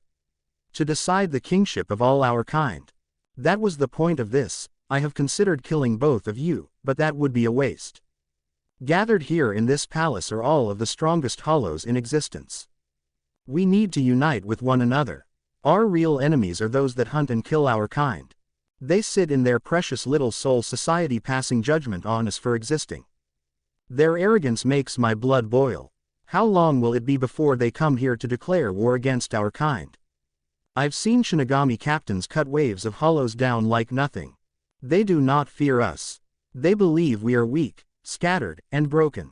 They deny us life. I will not allow that to go unpunished any longer. The Shinigami are the true enemies of our kind, and they are very powerful. Never have any of our kind united to stop them. We go on fighting each other over scraps of fame and power. That ends now. We will protect our own, and retaliate with the full power of Hueco Mundo. All Shinigami will tremble in fear as Hueco Mundo stands united under their King of Kings. I will rip this world out of the darkness. Together we will forge a new Hueco Mundo. Ichigo proclaimed loudly. White, white, white, white. The crowd began to cheer enthusiastically.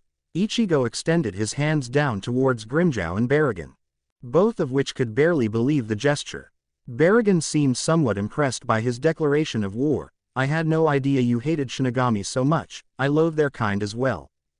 Take my hand. Join me, Berrigan, Ichigo said, causing the former king to stare at him for a long moment.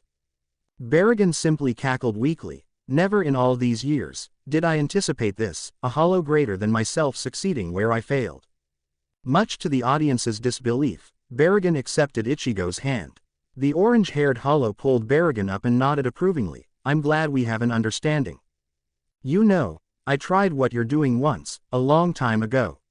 The only difference is, you spared your enemy. I wouldn't mind hearing that story later, Ichigo replied. Baragon grunted painfully as he stumbled away.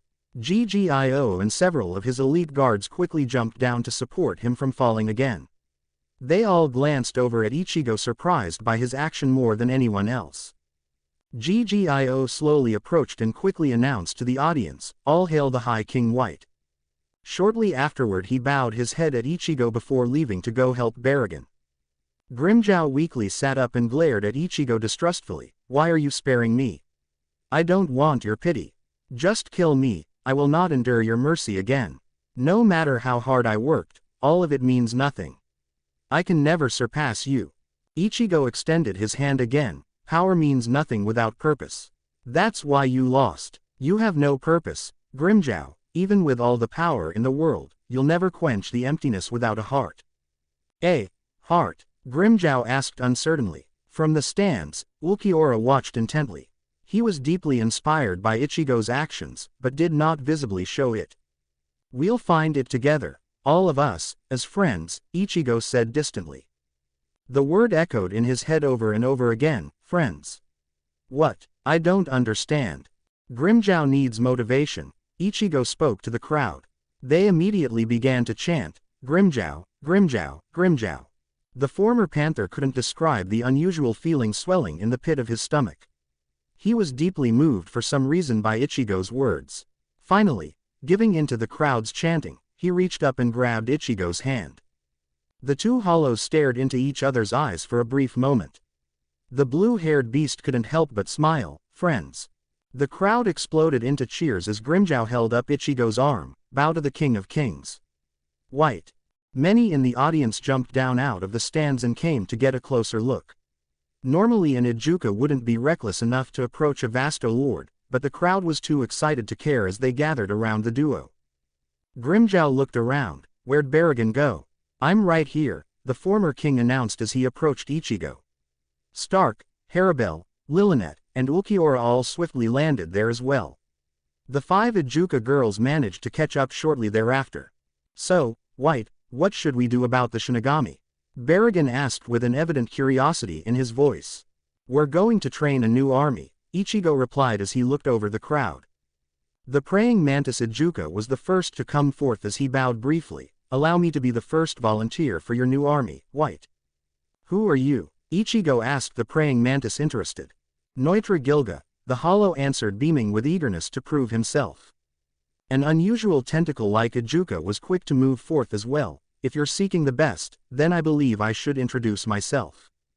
Everyone eyed the Ijuka uncertainly. Grimmjow narrowed his gaze at it. "You don't look that impressive to me." Ichigo held up his hand. "It doesn't matter how strong you are now, I will train all who are willing to become my honor guards." "It would be my greatest pleasure," the tentacle Ijuka said cheerfully. "What's your name, anyways?" Apache asked the tentacle Ijuka doubtfully. "Lupi, and I promise you, my skill in battle will not disappoint, High King White," the Ijuka sassed. Ichigo nodded. "All right, anyone else care to volunteer?" One by one many Ijukas came up and vowed to serve as his honor guards. Amongst them were several that stood out.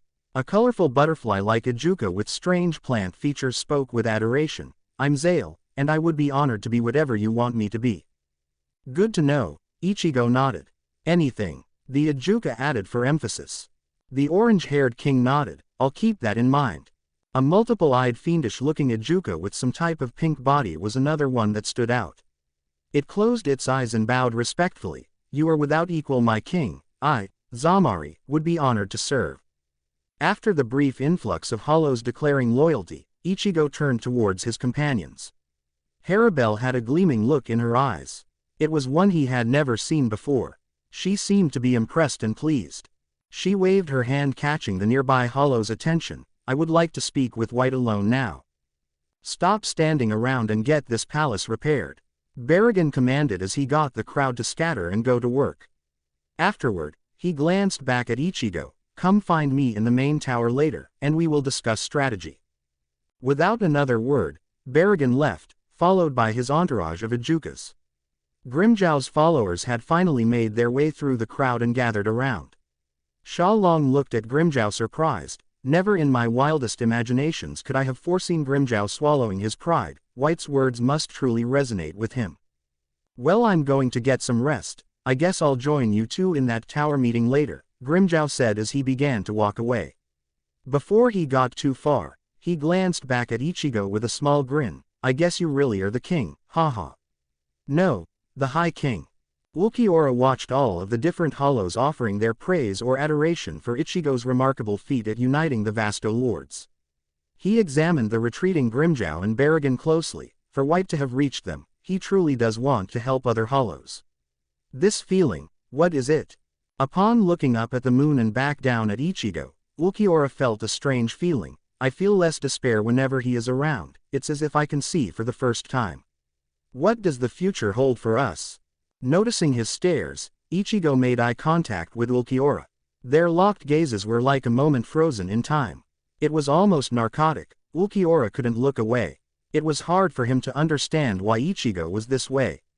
Nothing else in all of Hueco Mundo valued others the way he did. Ulquiorra wished he could understand Ichigo's empathy. He doesn't even know my name, yet he knows me.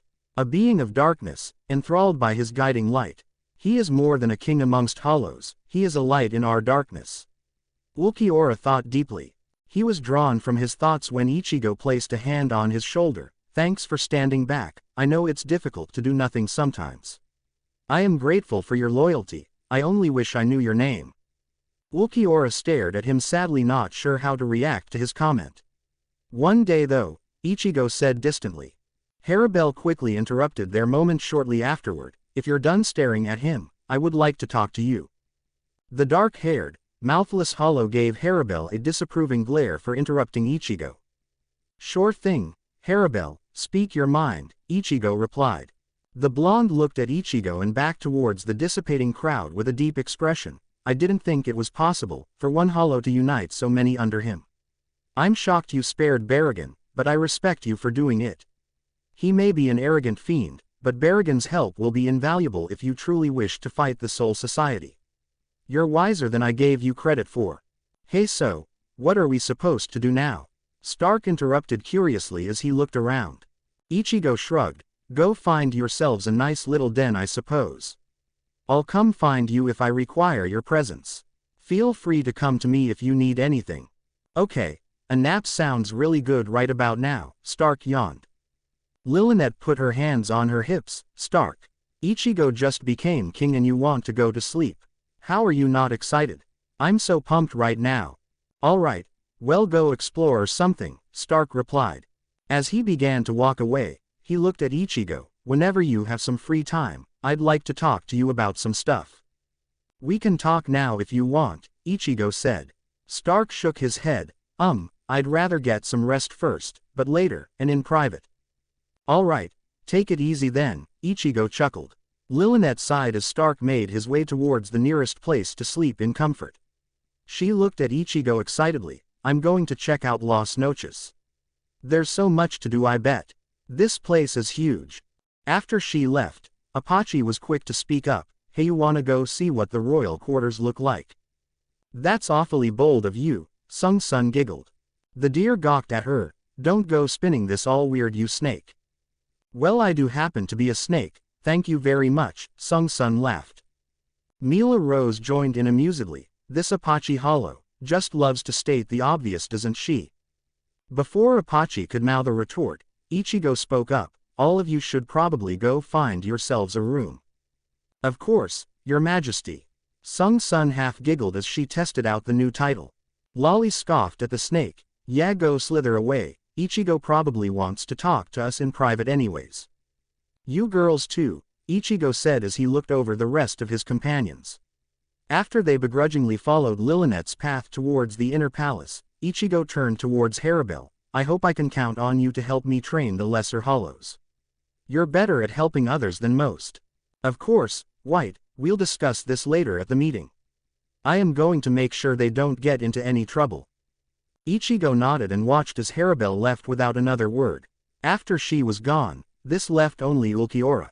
The majority of the crowd had left, and those that remained were repairing the palace as Baragon ordered.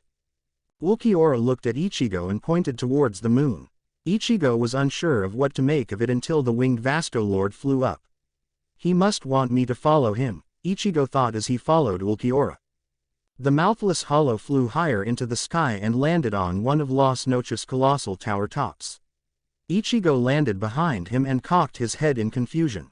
Ulquiorra then sat down on the edge of the tower and looked up at the crescent moon. Ichigo could tell that something was bothering his fellow hollow, and decided to sit down next to him. The two of them overlooked the desert for what felt like hours. Ulquiorra often looked up at the moon during this silence. After the long silence Ichigo spoke, "What's bothering you?" Ulquiorra glanced over at him before pointing at where his mouth should be. The orange-haired Vastolord looked away for a moment and nodded. "Even though you don't have a mouth, you can speak to me through your eyes." The black-haired Vastolord looked confused and shook his head doubtfully. "My eyes? What is he talking about?" "You know it might be strange to tell you this, but I trust you more than any of the others. I understand you more than I understand them," Ichigo said as he locked gazes with Ulquiorra again. "I don't need to hear your voice or your name to know you. We were drawn to each other in this darkness, because we're kindred. I am grateful for what you showed me in that pit, it inspired me. Knowing that you could leave that pit makes me believe that all of us can get out of this darkness one day," Ichigo said distantly. Ulquiorra stared at him silently. Ichigo looked down and sighed. "Sometimes I wonder if becoming an Arrancar is what hollows are meant to do, they're more human. Is that what it means to find a heart? To become whole? I just don't know." That feeling from earlier came back as Ulquiorra's haunting eyes stared into Ichigo's golden black ones. Ulquiorra thought for a moment, Arrancars. Like those maskless hollows. Would that make it possible for me to speak? The green-eyed creature nodded at him much to Ichigo's surprise. He gave Ulquiorra an uncertain look. "You think I should become an Arrancar?" Ulquiorra nodded again. The horned Vastolord looked down at his clawed hands for a moment. "Maybe I should. I can't bear this silence any longer. How can I not even tell him my own name?" Ulquiorra thought somewhat angrily as he felt a strange impulse come over him. Ichigo was drawn from his thoughts when he saw Ulquiorra stand up. The mouthless hollow reached up to grab his own right horn. The orange-haired Vastolord stood up as well and watched him. "What are you doing?" Much to his shock, Ulquiorra began to tug at his horn as hard as possible. "What are you?" Ichigo was unable to finish his sentence as Ulquiorra finally managed to rip off his own right horn. With it came the bottom portion of his mask, leaving a fragmented helmet on the left side of his head. Green and white spiritual energy blinded Ichigo as Ulquiorra glowed within the surge of power. After it receded, he was surprised beyond belief to see Ulquiorra's face. It had a strange serene beauty about it. His skin was ghost pale, and green streaks flowed down from his eyes. Ichigo then saw it, his mouth. The black lips of Ulquiorra's mouth. Ichigo stared in awe and couldn't really find the words to say. His mind was racing, however. Did he just become an Arrancar? Ichigo thought disbelievingly. Ulquiorra felt his face amazedly and tried to test his mouth. "Why is he looking at me like that? Did I become like those Arrancars? I can't feel my mask." Ulquiorra spoke for the first time. Ichigo stood there frozen in disbelief as Ulquiorra spoke again. "I wonder if it will be possible to speak now.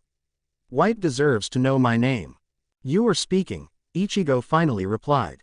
Ulquiorra's eyes widened surprised. "You can hear my thoughts." "I can hear your voice, you're talking through your mouth," he clarified. The look on Ulquiorra's face was one of slight embarrassment, but also amazement. "White, I can finally talk to you," Ulquiorra said, half believing he was dreaming this. "Yes, you can talk to me. Your voice is soothing," Ichigo said, still recovering from his surprise. Ulquiorra cocked his head. "Soothing? How so?" "I like it, it's relaxing," he explained.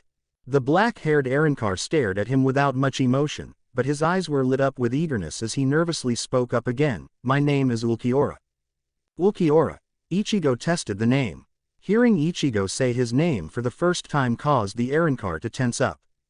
He said my name, Ulquiorra thought aloud again. "Do you care if I call you by your real name?" Ulquiorra asked him. "You're free to call me whatever you want," Ichigo nodded approvingly. Ulquiorra's lips twitched into what appeared to be a very faint smile. "Ichigo, I wonder what his face looks like beneath that mask. Why is that? Ichigo asked confused. It was then that Ulquiorra immediately realized he spoke his thoughts aloud again. Ichigo laughed at his comment. You might need work on filtering your thoughts. I definitely will, Ulquiorra said passively as he looked away embarrassed. After a brief and very awkward silence, Ichigo realized something. Ulquiorra was naked. He was also noticeably absent his wings as well. Ulquiorra quickly noticed a sheathed sword lying on the ground next to him. Reaching for it, he looked it over confused. Arrancars seal their power in Zanpakutos, at least that's how it was explained to me. Try releasing your power through it, Ichigo said as Ulquiorra drew the sword. An impulsive thought escaped his lips as he held the blade, Enclose Murcielago. Ichigo watched curiously as Ulquiorra instinctively activated his release form. After a flash of green he now had wings again with a full helmet. His face was still visible however as the bottom part of the mask did not return. Ulquiorra was also dressed now in some type of white attire. You really are an Arrancar then, so that's how it's done, Ichigo thought aloud. Ulquiorra stared at him somewhat anxiously. Do you think it's possible you will ever become an Arrancar as well? Maybe, Ichigo said uncertainly. His green-eyed companion looked into the distance. You are the only other hollow to ever acknowledge me. You spoke to me even though I had no mouth. You hate the emptiness just as much as I do, but you want to fill it. There's so many questions I want to ask, but I don't know how. We have nothing but time, Ulquiorra. You can ask me anything you want whenever you want. Ichigo answered. The Arrancar's green eyes met his briefly. What do you think a heart even is? How do you intend to find it? I don't know, but I think we have a better chance finding it together. Loneliness is definitely far from it. I never want to be alone again. Not here, in this place, the new king explained. I feel the same way. I'm glad you and I are alike. Ulquiorra said as he looked away. Why did you rip your mask off anyways? You had no way of knowing whether or not it would make you an Arrancar, the orange-haired hollow noted. I don't know what came over me. I did it so that I could speak to you, because you're the only one who ever wants to speak to me. I want to repay your, I don't the word to describe it, he trailed off. Ichigo stared at Ulquiorra for a moment as if a revelation had just struck him. If ever there was a reason to become an Arrancar then you've proven it to me. What do you mean? Ulquiorra asked. Nell might have been right. Being Arrancar is the closest we can get to being human, to being whole. If you're an Arrancar, then so am I, Ichigo stated as he reached up for his right horn. I don't understand, Ulquiorra said, but nevertheless, he watched with anticipation as Ichigo ripped off his right horn. His mask followed as it flaked away. This only left his left horn and the upper left part of his mask. A stream of red, white and black followed. After a brief, blinding light, Ichigo looked around confused.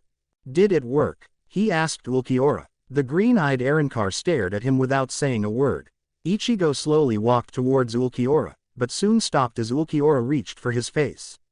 The Arrancar briefly touched Ichigo's forehead before trailing his fingers down his nose. What are you doing? Ichigo asked uncertainly, causing Ulquiorra to immediately bring his hand back. The other Arrancar changed the subject. You're definitely an Arrancar now, I can see your face. Ichigo looked around and immediately noticed his Zanpakuto on the ground. It was pure white, much to his surprise.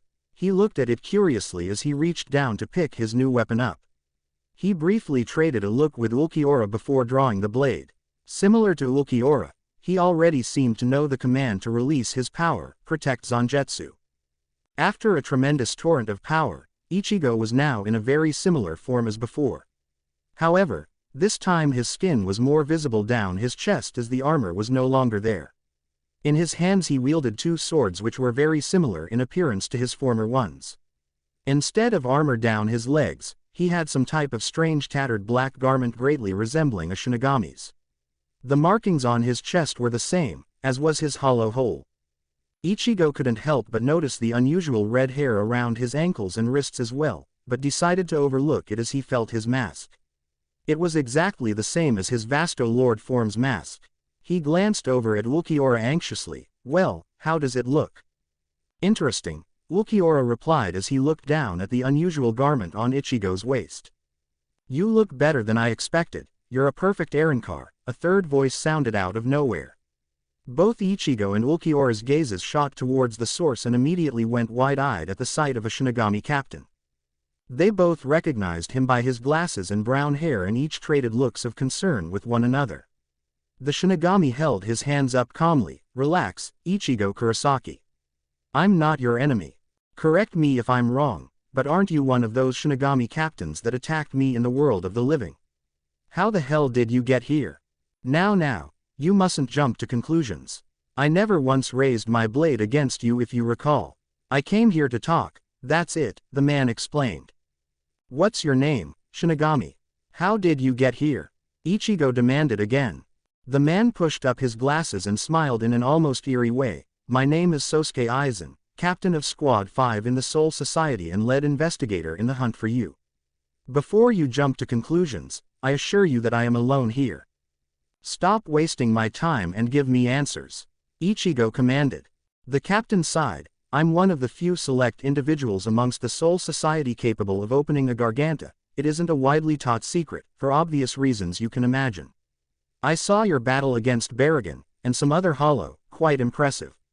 Never in all my planning could I have predicted the perfection of your actions. The perfection of your evolution. Becoming an Arankar right before my eyes, incredible. You should be less subtle in the things you say, Ulquiorra cut in with a serious stare. Aizen glanced between the two of them approvingly. I never predicted you would rise to power here. I knew you would be strong, but you seem to have ideals, purpose. You have given this to all hollows.